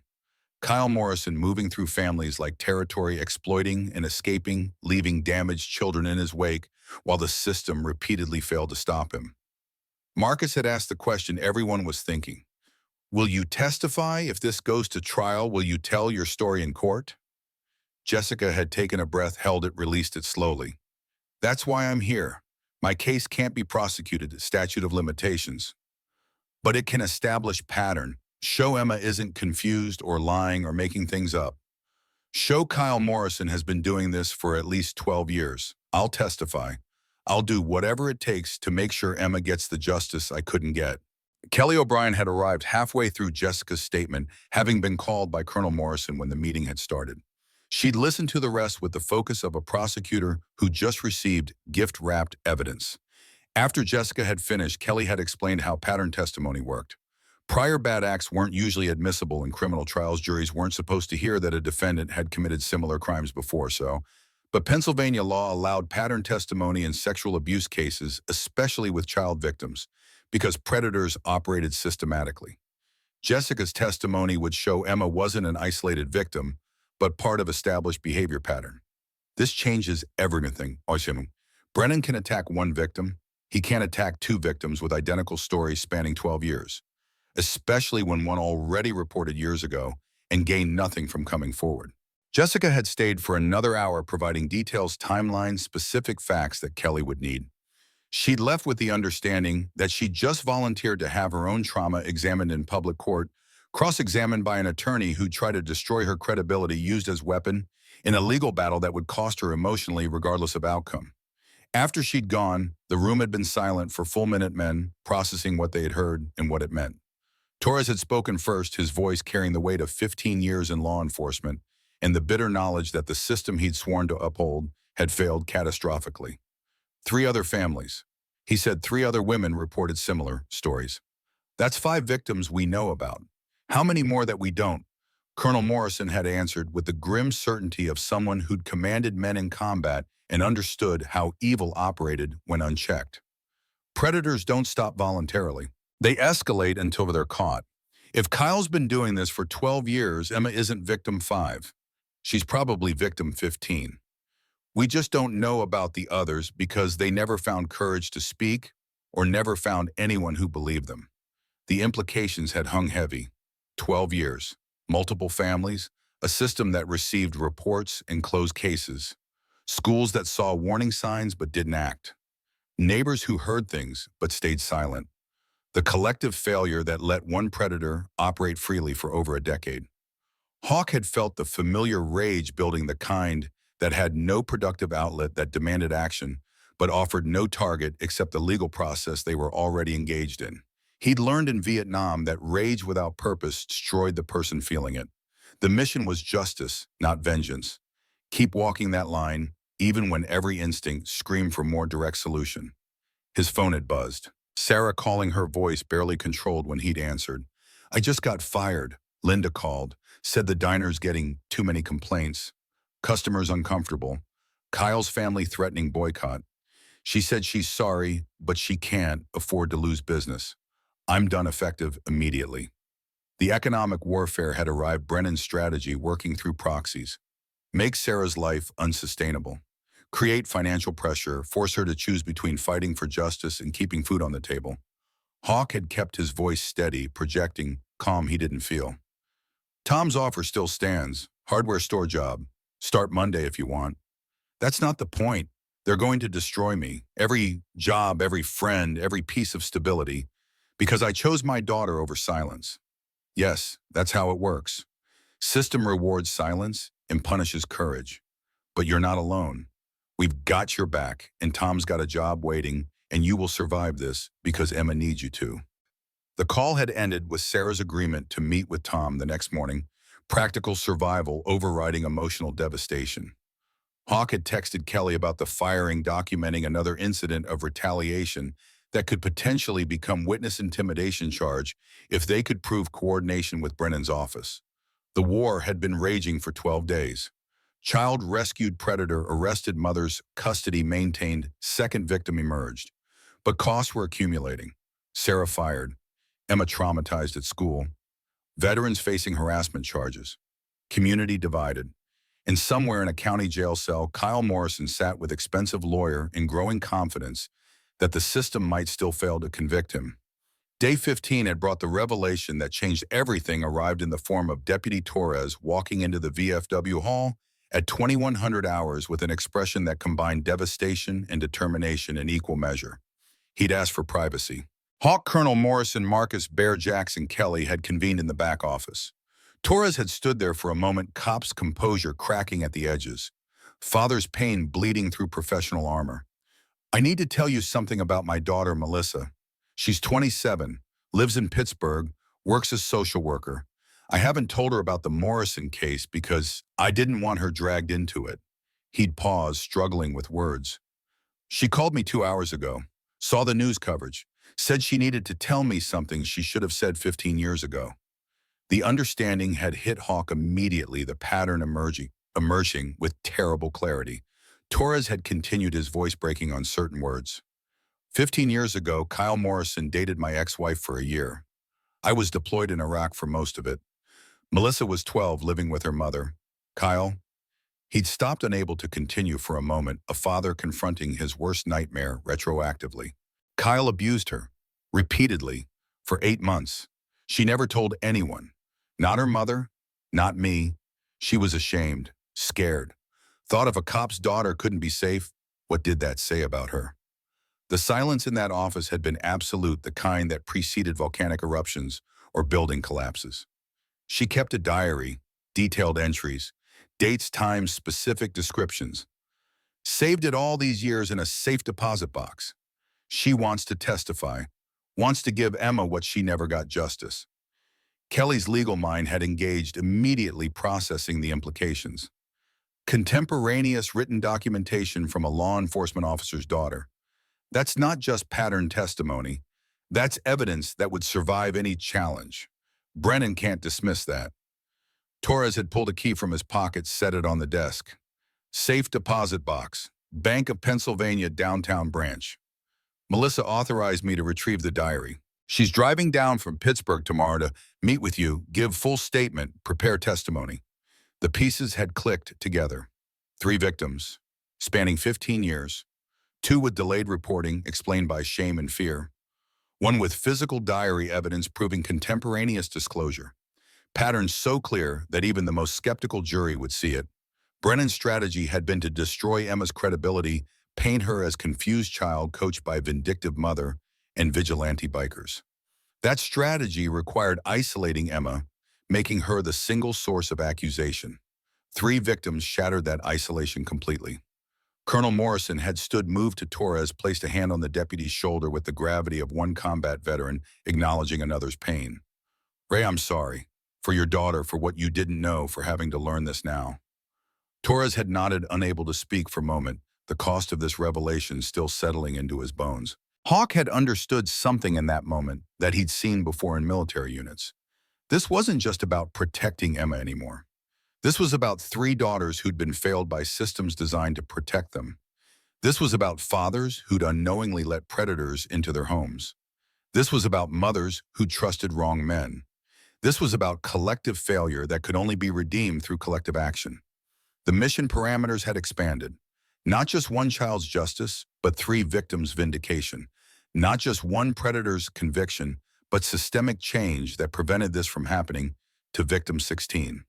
Melissa Torres had arrived the next afternoon driving down from Pittsburgh, carrying burdens she'd carried privately for 15 years. She'd met with Kelly in the VFW conference room, bare present, as emotional support and witnessed a testimony that would eventually be formalized in deposition. She'd been 27 but looked older the way survivors often did trauma-aging people, in ways that had nothing to do with birthdays. Professional clothes, social worker, credentials, the life she'd built, despite what had been stolen from her. Proof that survival was possible, even when justice wasn't. Her testimony had been clinical, the product of her own therapy and professional training, helping her narrate trauma without being consumed by it. The diary entries had been devastating in their childish handwriting and mature understanding of violation. 12-year-old Melissa hadn't fully comprehended what was being done to her, but had known it was wrong, had documented it with a desperate hope that someday someone would believe her. Kelly had recorded everything, prepared documentation, begun the legal process of entering Melissa as additional witness for prosecution. The DA's office had been notified. Grand jury proceedings were being prepared.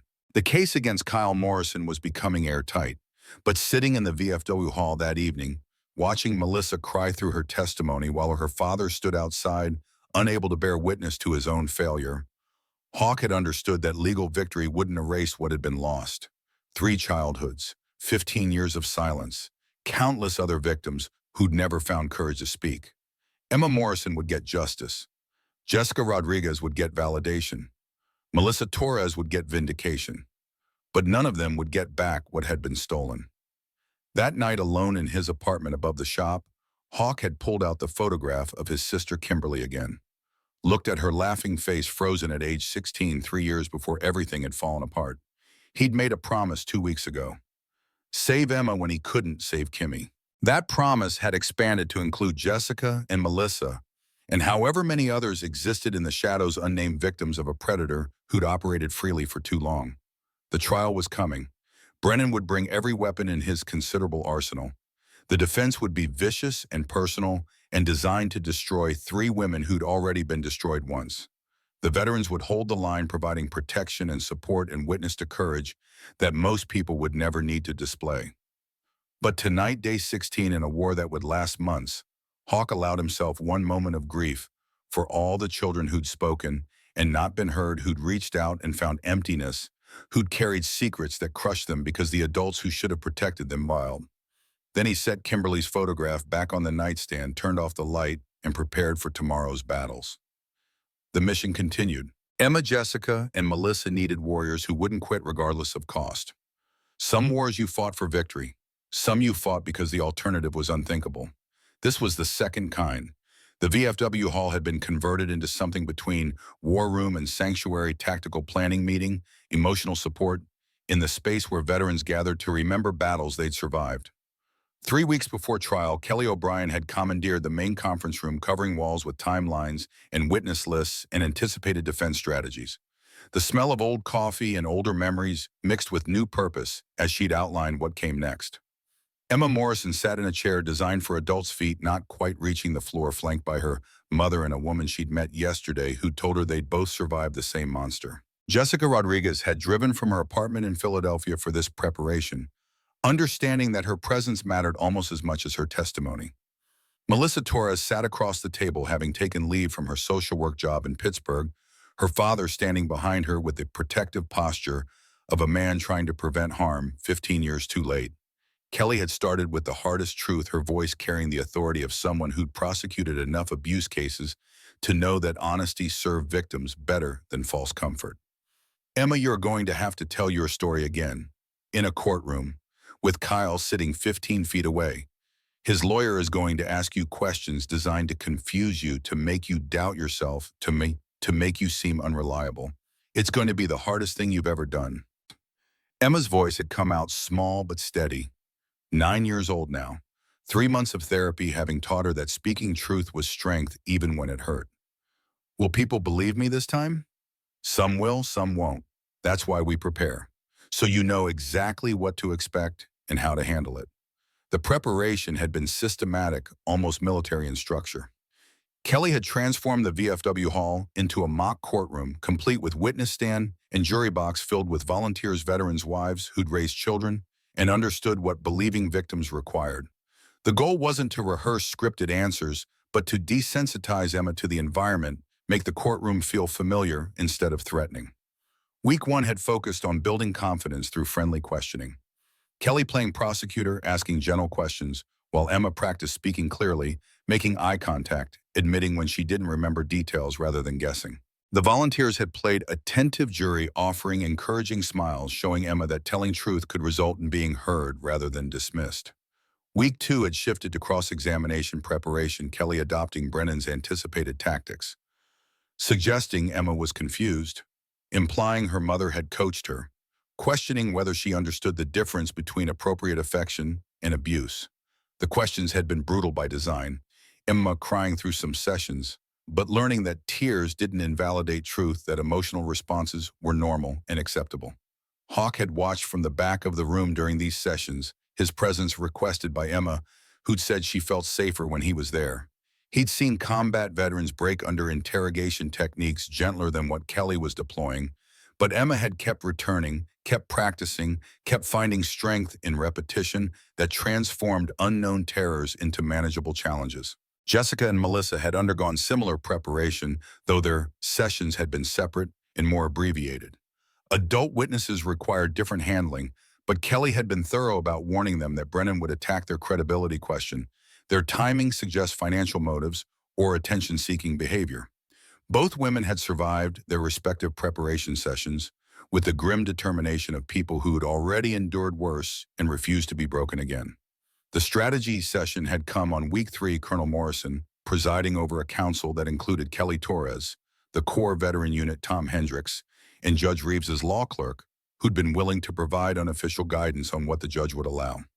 The war room had been covered in evidence photographs, timeline charts, witness statements, everything organized with precision that would have impressed any military command center. Kelly had outlined prosecution strategy using a whiteboard that filled with names and arrows showing testimony flow. The goal was building narrative momentum, starting with procedural witnesses who established facts, moving through emotional testimony that showed pattern, culminating with Emma's account as the centerpiece that everything else supported. Day 1 would establish scene and response. Deputy Torres, describing the arrest body camera footage showing Emma's initial disclosure, Dr. Kim explaining forensic interview protocols. Foundation building, creating credibility before introducing victims whose testimony would be challenged. Day 2 would introduce pattern through Jessica's testimony, showing this wasn't isolated incident but established behavior. Then Mrs. Chenna's neighbor witness, someone with no stake except guilty conscience about not reporting sooner. Building toward Melissa's testimony without revealing it, yet saving the bombshell for maximum impact.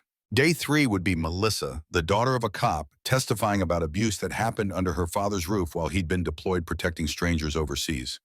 The diary would be entered as evidence, 12-year-old handwriting, proving contemporaneous disclosure rather than recovered memory or coach statement. The emotional apex before Emma took the stand.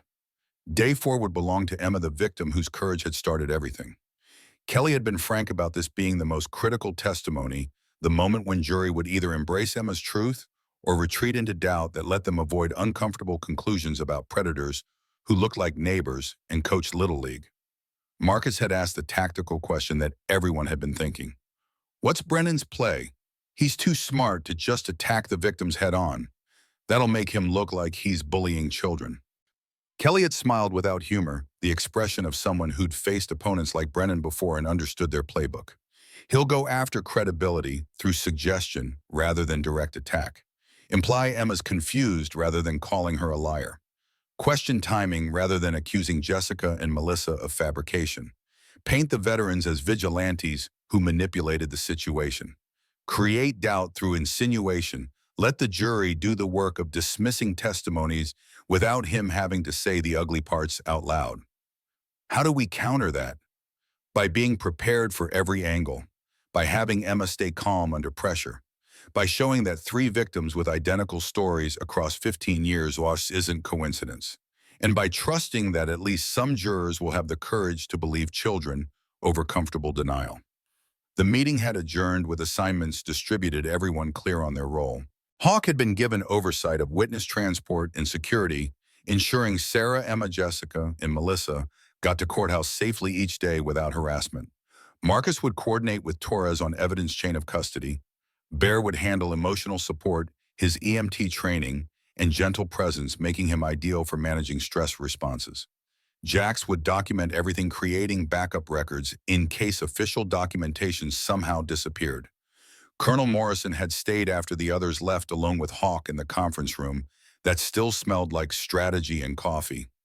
"You ready for this, son?" "Ready as I'll ever be." "That's not what I asked. You're carrying weight. Your sister, these girls, every victim, whoever wasn't believed. You can't save them all retroactively through Emma's trial." Hawk had been quiet for a moment, understanding that Morrison saw more than most people. That 81 years in Korea and 36 years leading veterans had taught him to recognize when soldiers were fighting old wars alongside new ones. "I know, but I can save this one. That has to be enough."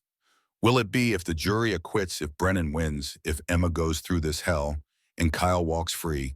Will you be able to live with having done everything right and still failing?" The question had lodged in Hawk's chest like shrapnel, the kind you carried forever, because removing it would cause more damage than leaving it buried. "I'll have to. What other choice is there?"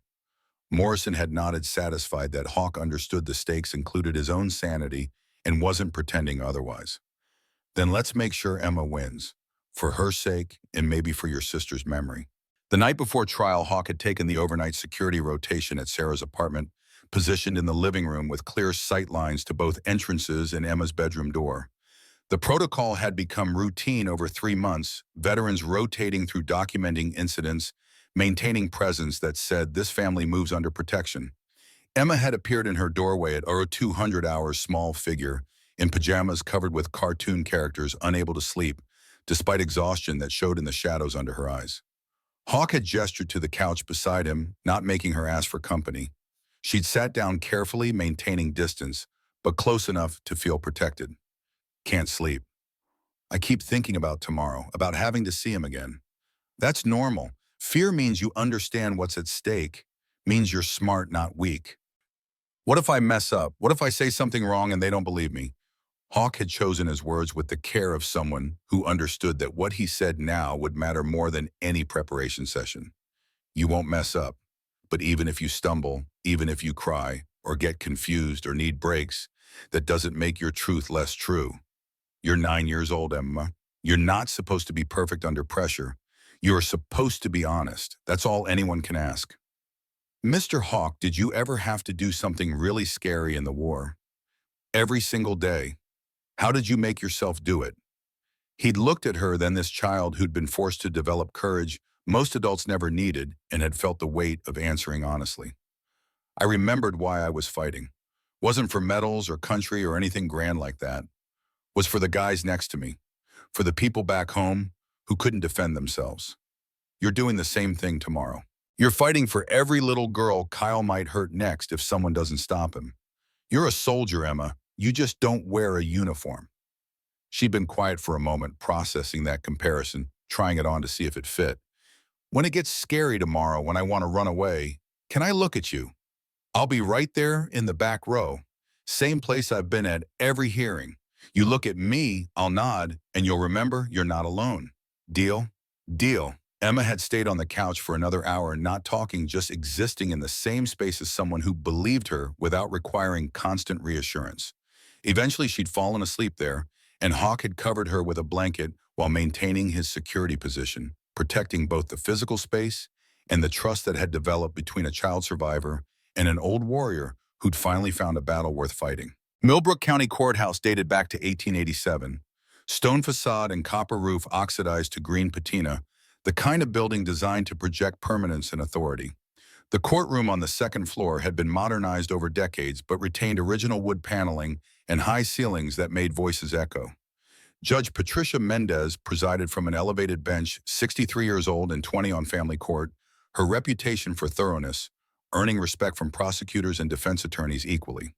The jury had been seated after 2 days of voir dire that Brennan had used to eliminate anyone with military connections or child protection advocacy backgrounds. What remained were 7 women and 5 men ranging from a 28-year-old accountant to a 71-year-old retired teacher, theoretically impartial, but realistically bringing whatever biases and experiences they carried into deliberation. The gallery had filled quickly on opening day, public interest running high in a case that combined child abuse, motorcycle clubs, and small-town drama. Media had been restricted by the judge. Only sketch artists and one pool reporter allowed, protecting Emma's identity while permitting public accountability. The back row was occupied entirely by veterans in dress uniform: Hawk Marcus Bear, Jax, Colonel Morrison, Tom Hendricks, and 6 others who'd rotated through protection duty. A wall of old warriors in service ribbons and polished brass, silent testimony to Emma's support system. Kelly O'Brien had dressed in navy blues, her own service record on display, establishing that she spoke for victims as a veteran who defended the accused in military courts and knew the difference between procedural rights and tactical manipulation. She'd approached the jury box for opening statement with the bearing of someone who'd prosecuted worse cases and won them through preparation rather than theatrics. Her voice had carried clearly in the echoing courtroom, each word chosen for precision and impact. Ladies and gentlemen, Kyle Morrison spent 15 years perfecting his predatory skills. He targeted single mothers who worked hard and needed help. He presented himself as reliable, supportive, trustworthy. He waited until families let their guard down. Then he exploited access to children who'd been taught to trust him. Emma Morrison, Jessica Rodriguez, Melissa Torres, 3 victims across 15 years, all describing identical pattern. This isn't coincidence. This is how predators operate. They don't announce themselves.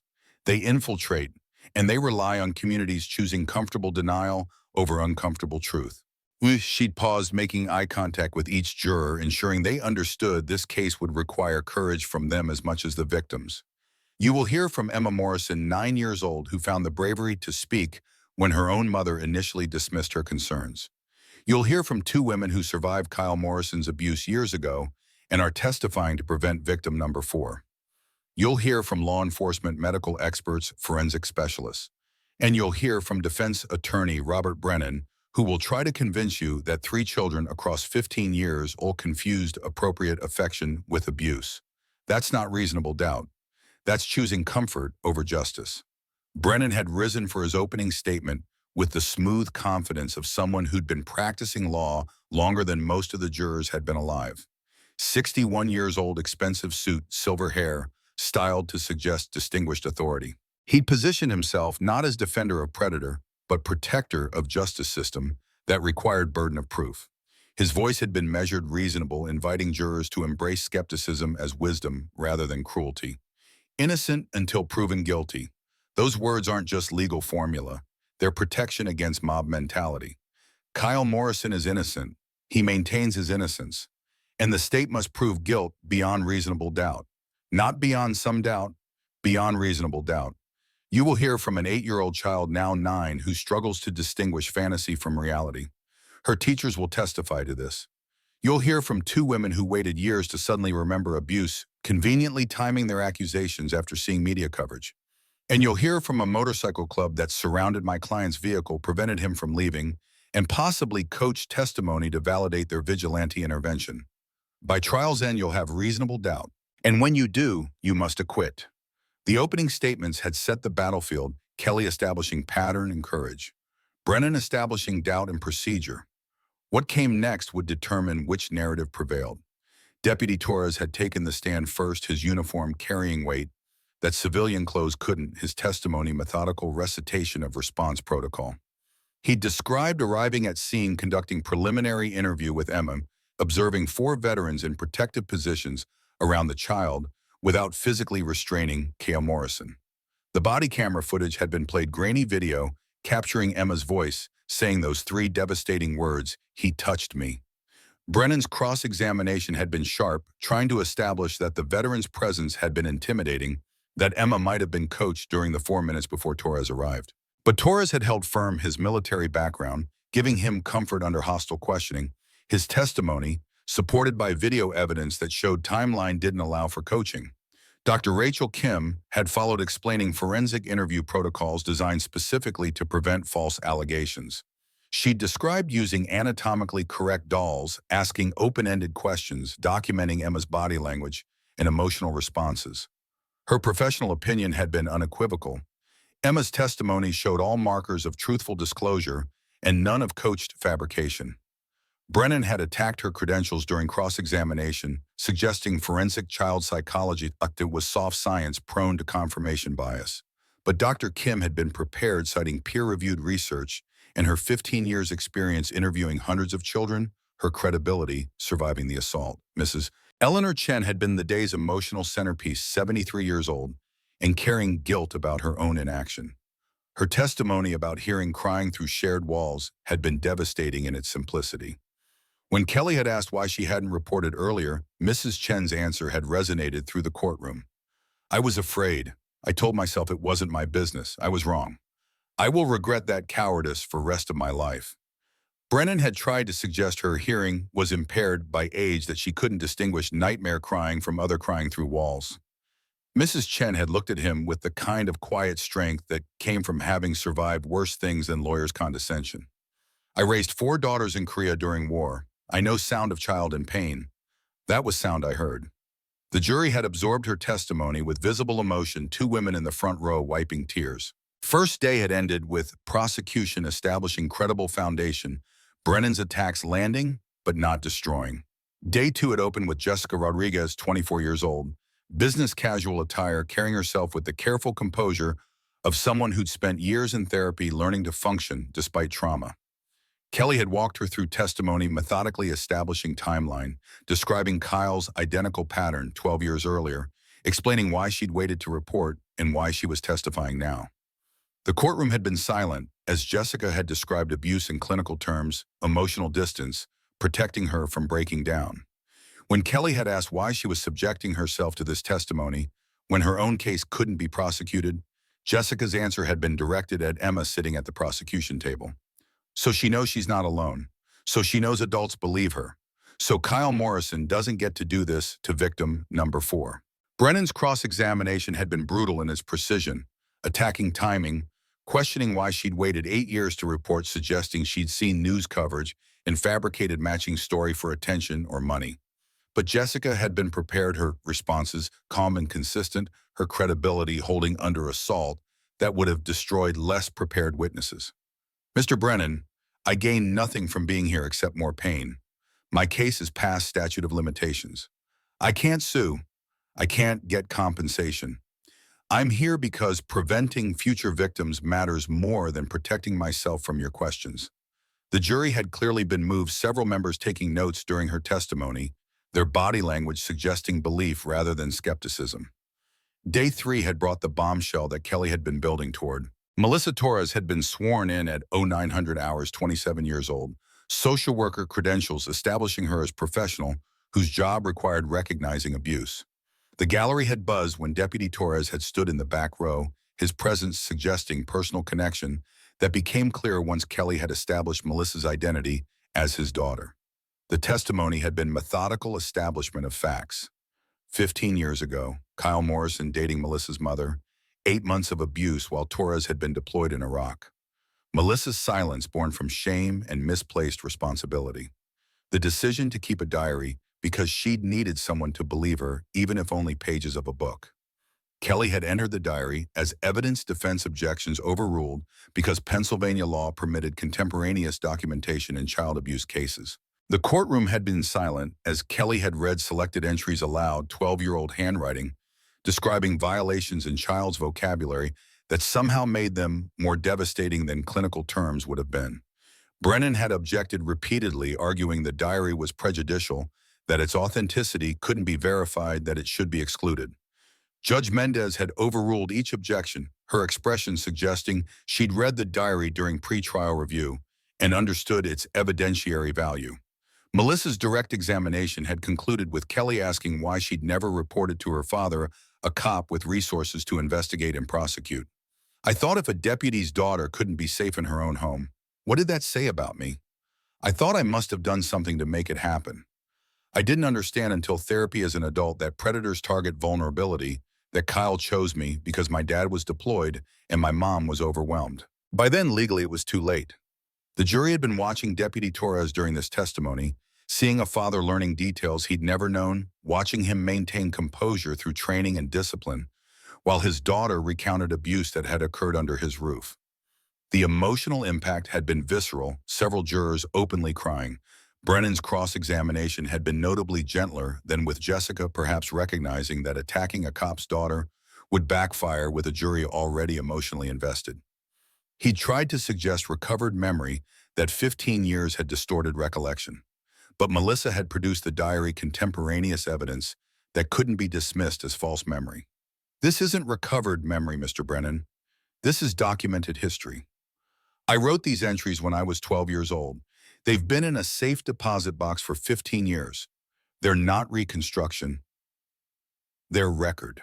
Brennan had ended cross-examination quickly, damage control rather than effective challenge. His strategy, crumbling against documentation, he couldn't explain away. Judge Mendez had called afternoon recess, giving everyone time to process emotional testimony before Emma took the stand. Hawk had found Emma in the witness preparation room, Sarah holding her daughter, while Kelly reviewed final reminders. The child's face had shown terror and determination in equal measure, understanding that everything came down to the next hour. Hawk had knelt beside her chair, bringing himself to eye level the way he'd done 3 months ago on a sidewalk outside Miller's Diner. You've heard Jessica and Melissa. You're not alone anymore. 3 of you telling the same truth. That's not coincidence, that's pattern. You go out there, you tell your story, and you change everything. What if I cry? Then you cry. Crying doesn't make you weak, makes you human. Emma had nodded, drawing courage from somewhere deep from reserves that 9-year-olds shouldn't need, but some developed anyway. The walk to the witness stand had felt endless, small girl crossing courtroom space while Kyle Morrison sat at defense table 15 feet away, his expression carefully neutral under Brennan's coaching. Emma had kept her eyes forward, not looking at him, not giving him the satisfaction of her fear. Judge Mendez had spoken gently, explaining that Emma could take breaks, could ask for clarification, could say, I don't know, or I don't remember, without penalty, creating space for truth that wasn't perfect, but was honest. Kelly's direct examination had been masterful in its gentleness, starting with easy questions designed to let Emma find her voice before harder ones arrived. What grade are you in? What's your favorite subject? Do you like living in Millbrook? Building rapport, showing jury that Emma was normal child, not damaged goods or unreliable witness, but 9-year-old who'd been forced to carry adult-sized trauma.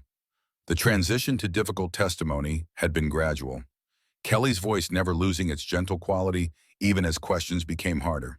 Emma, you live with your mom, right? Yes. And there was a time when Kyle Morrison lived there too. Yes, for a year. Did something happen during that time that scared you? Yes. Can you tell us what happened? Emma had looked at the jury, then at her mother, then at Hawk in the back row. He'd given the small nod they'd practiced, the signal that meant you're not alone, keep going. Kyle came to my room at night. When Mommy was at work, he touched me in places that felt wrong. The courtroom had been silent, except for Emma's voice, every person present understanding they were witnessing courage that most would never need to display. Kelly had walked Emma through details without forcing graphic descriptions, using age-appropriate language and the anatomical doll Emma had practiced with during preparation. The timeline had emerged, 6 months of abuse. Emma's attempts to tell Sarah dismissed as nightmares. The locked door, Kyle's key, the inability to escape. The morning Emma had decided she couldn't go to school anymore, couldn't pretend everything was normal for one more day. Emma, why did you tell Mr. Hawk instead of someone else? Because he looked at me like he believed me, like he wasn't going to say I was making it up. And did he believe you? Yes, he said he believed every word. Nobody ever said that before.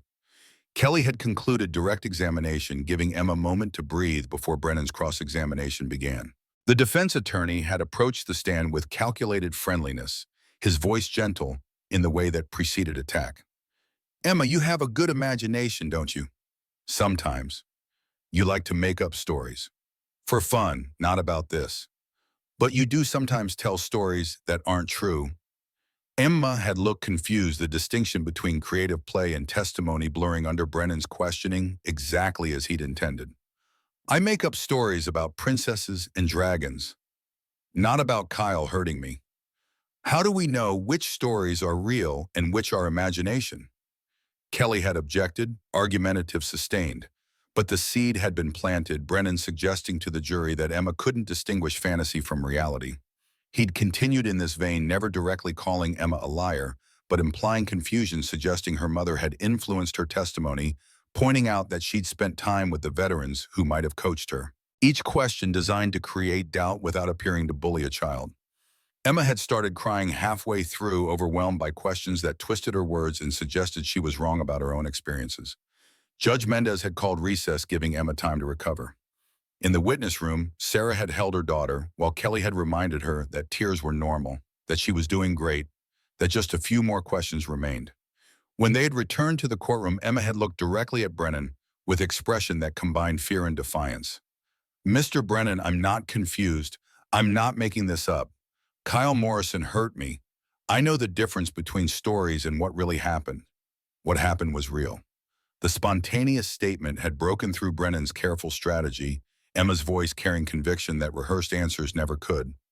Several jurors had nodded slightly, their body language suggesting they'd seen enough. Brennan had ended cross-examination shortly after recognizing that continuing would only strengthen Emma's credibility.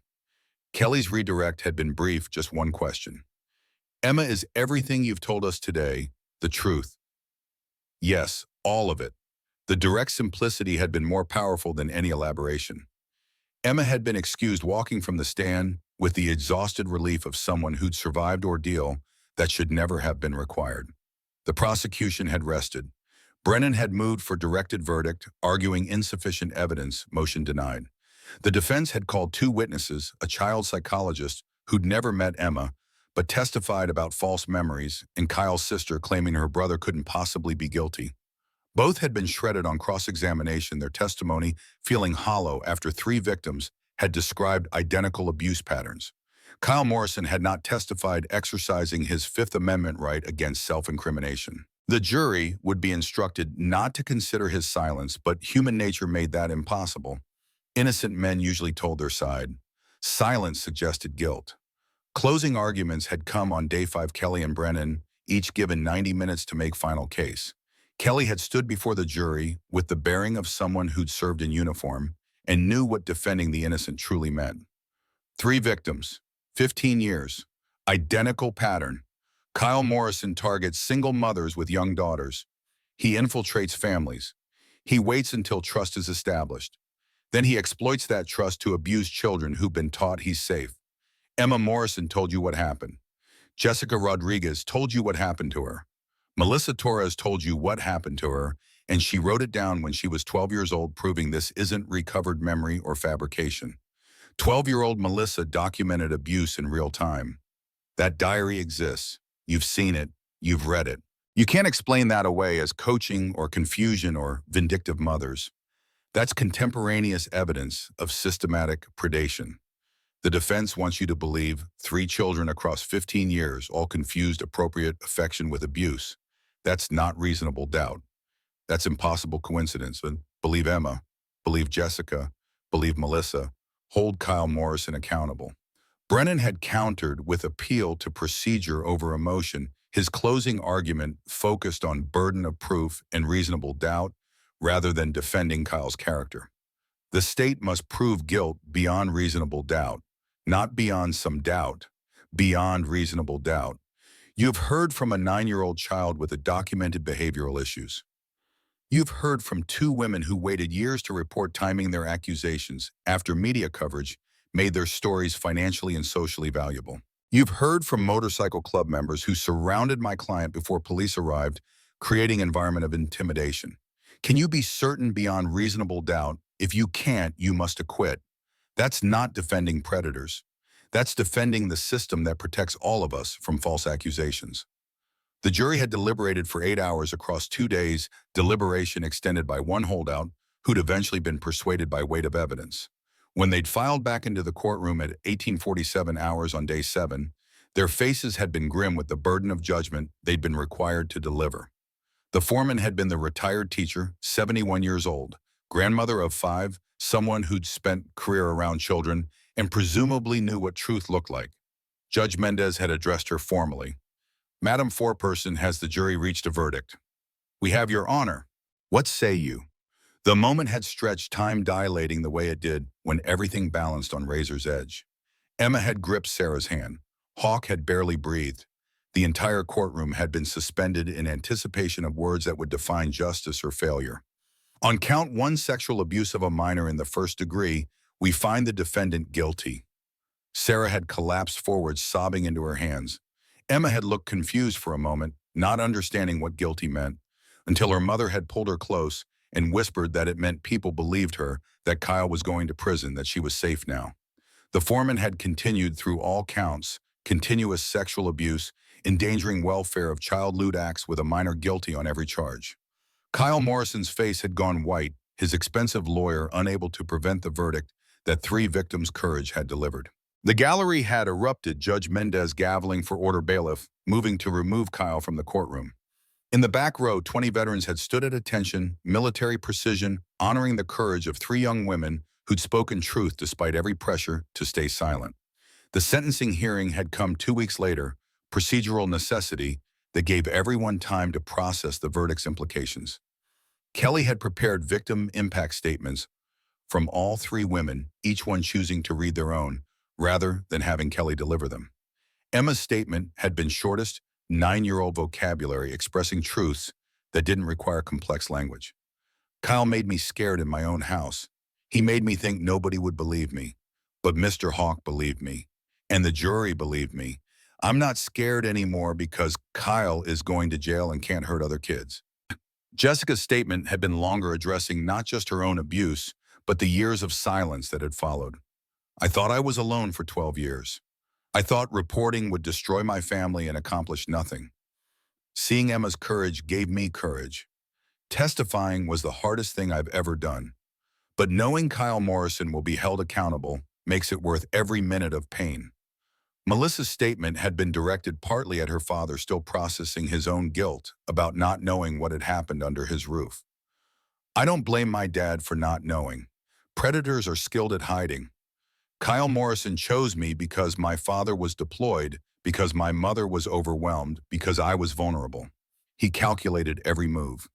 But courage is contagious, Emma spoke first. That gave Jessica courage. That gave me courage. That's how we defeat predators, by speaking truth collectively until the pattern becomes impossible to deny.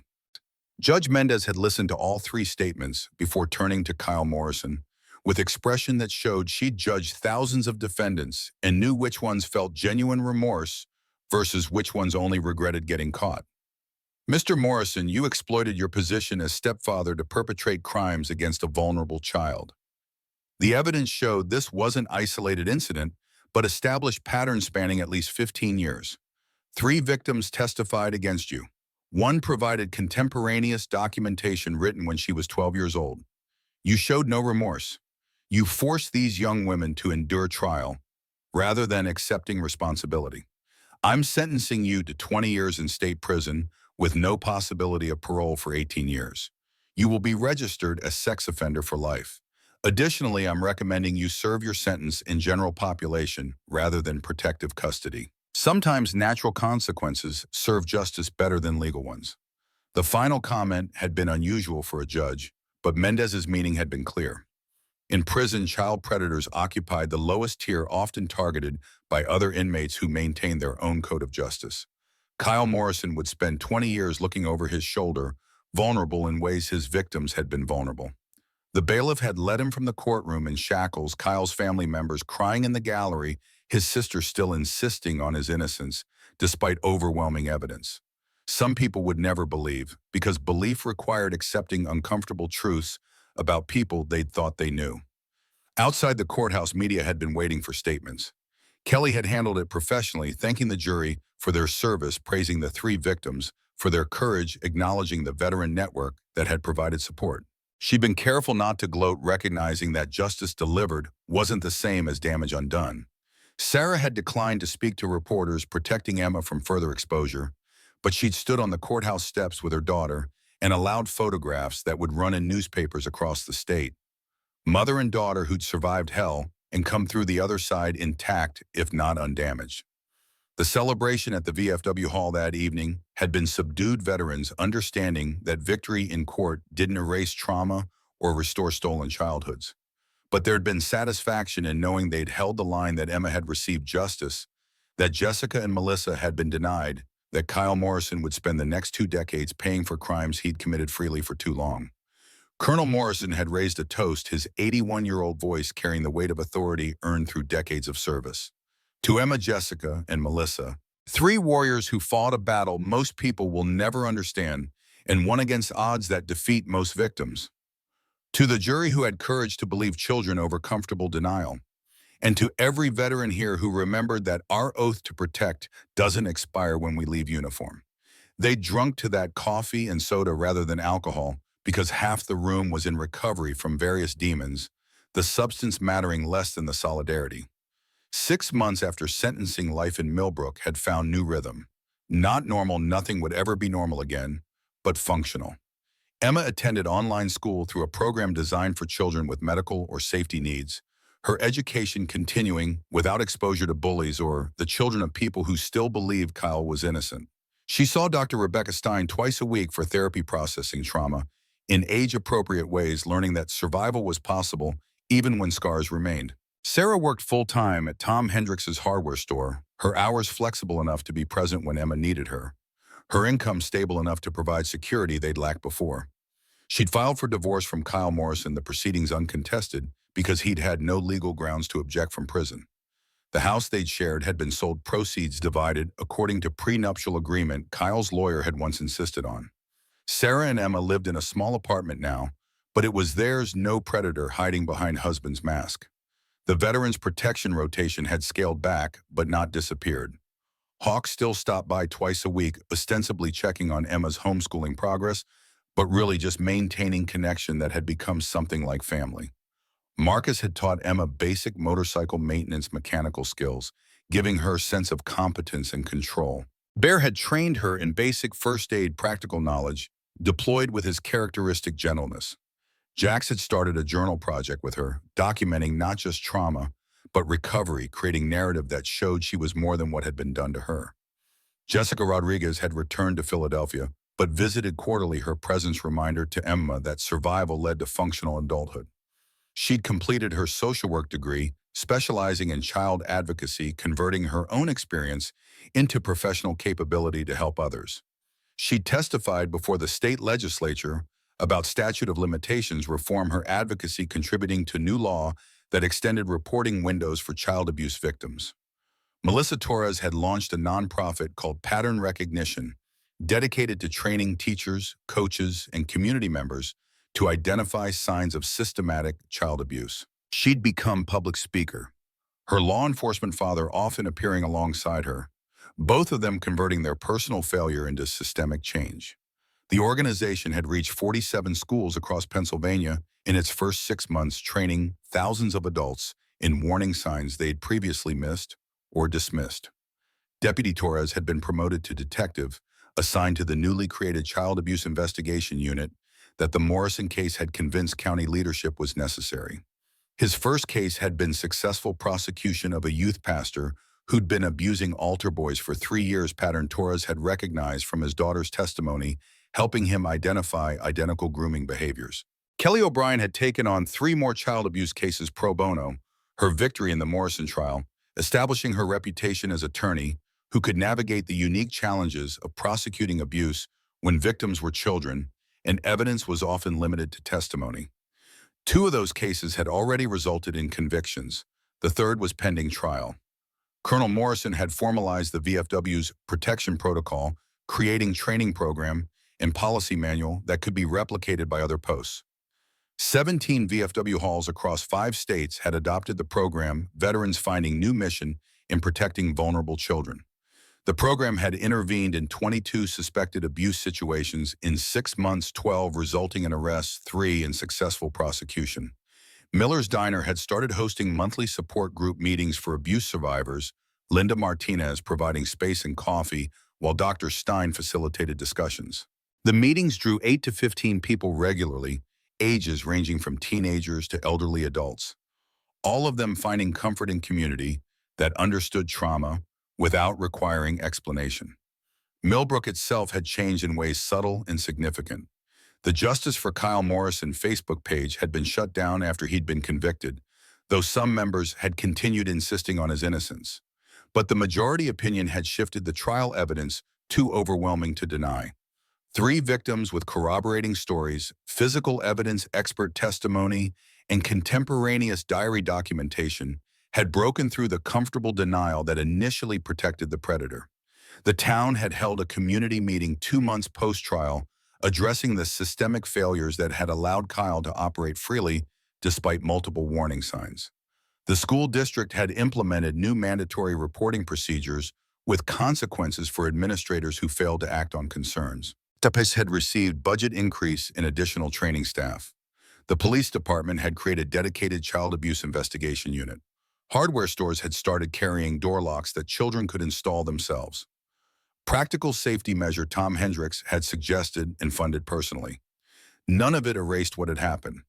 Emma would carry scars from abuse and trial trauma for the rest of her life. Jessica and Melissa had lost childhoods that couldn't be recovered.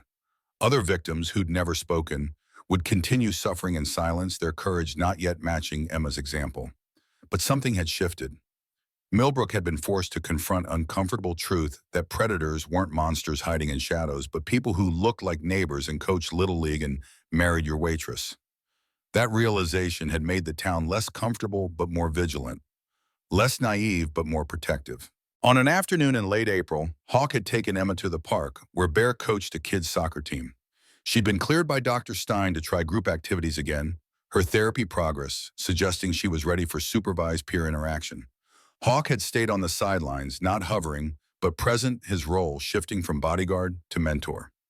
Emma had scored a goal in her first game clumsy kick that had somehow found the net more by luck than skill. She turned immediately to find Hawk in the crowd, her face lit with the kind of joy that had been absent for too long. He'd given her a thumbs up, the simple gesture, carrying weight that spectators wouldn't understand. This was what they'd been fighting for. Not just justice in courtroom, not just conviction and sentencing, but the possibility that a child who'd been victimized could eventually experience normal happiness, could score soccer goals and feel proud, could exist in the world without constant fear. After the game, Emma had approached Hawk with the particular seriousness 9-year-olds deployed when asking important questions. "Mr. Hawk, do you think your sister would be proud of you for helping me?" The question had landed like mortar fire, unexpected and devastating. Hawk had been quiet for a moment, looking at this child who'd somehow intuited that his motivation ran deeper than simple decency. "Yeah, kiddo, I think she would be. I'm glad you helped me. Even when it was scary, even when people said mean things, you stayed. That's what soldiers do. We don't quit when things get hard. We hold the line. Am I a soldier too?" Hawk had knelt down, bringing himself to her eye level one more time, this gesture that had started everything 3 months ago on a sidewalk outside a diner. "You're the bravest soldier I've ever met. You fought a battle most adults couldn't win, and you won. Don't ever forget that." Emma had hugged him, then impulsive child's gesture that had nearly broken his carefully maintained composure. He'd returned the embrace briefly before releasing her, aware that healthy boundaries mattered especially for abuse survivors who needed to relearn that physical affection could be safe. That evening, alone in his apartment above the shop, Hawk had finally allowed himself to believe that the war was over. Not the larger war predators would always exist. Victims would always need protection. The fight would continue until his last breath. But Emma's war had ended. She'd survived. She'd received justice. She'd found community that supported her recovery. He'd pulled out Kimberly's photograph one final time, looking at his sister's face, frozen at 16, 3 years before everything had fallen apart. "I saved this one, Kimmy. Couldn't save you, but I saved Emma. That has to count for something." The photograph had gone back in the drawer, not forgotten, but no longer needing to be on display. Some wounds healed even when scars remained. Some wars ended even when the soldier kept fighting. Hawk had set his alarm for 0500 hours, the habit that would never break, and had gone to sleep without dreaming of jungles or death, or the sister who'd needed him and found emptiness instead. Because tonight, somewhere in Millbrook, Emma Morrison slept safely in her own bed. No locked door required no fear of footsteps in the hallway, no secret too heavy to carry. She'd spoken truth and been believed. She'd faced her abuser in court and watched justice delivered. She'd survived trauma that destroyed many and emerged with possibility that life could still hold joy. That was victory. Not perfect, not complete, but real. The kind you measured not in medals or commendations, but in children who learned to smile again. The mission was accomplished. Emma was safe. And sometimes in a world that rarely delivered clean endings, that was enough.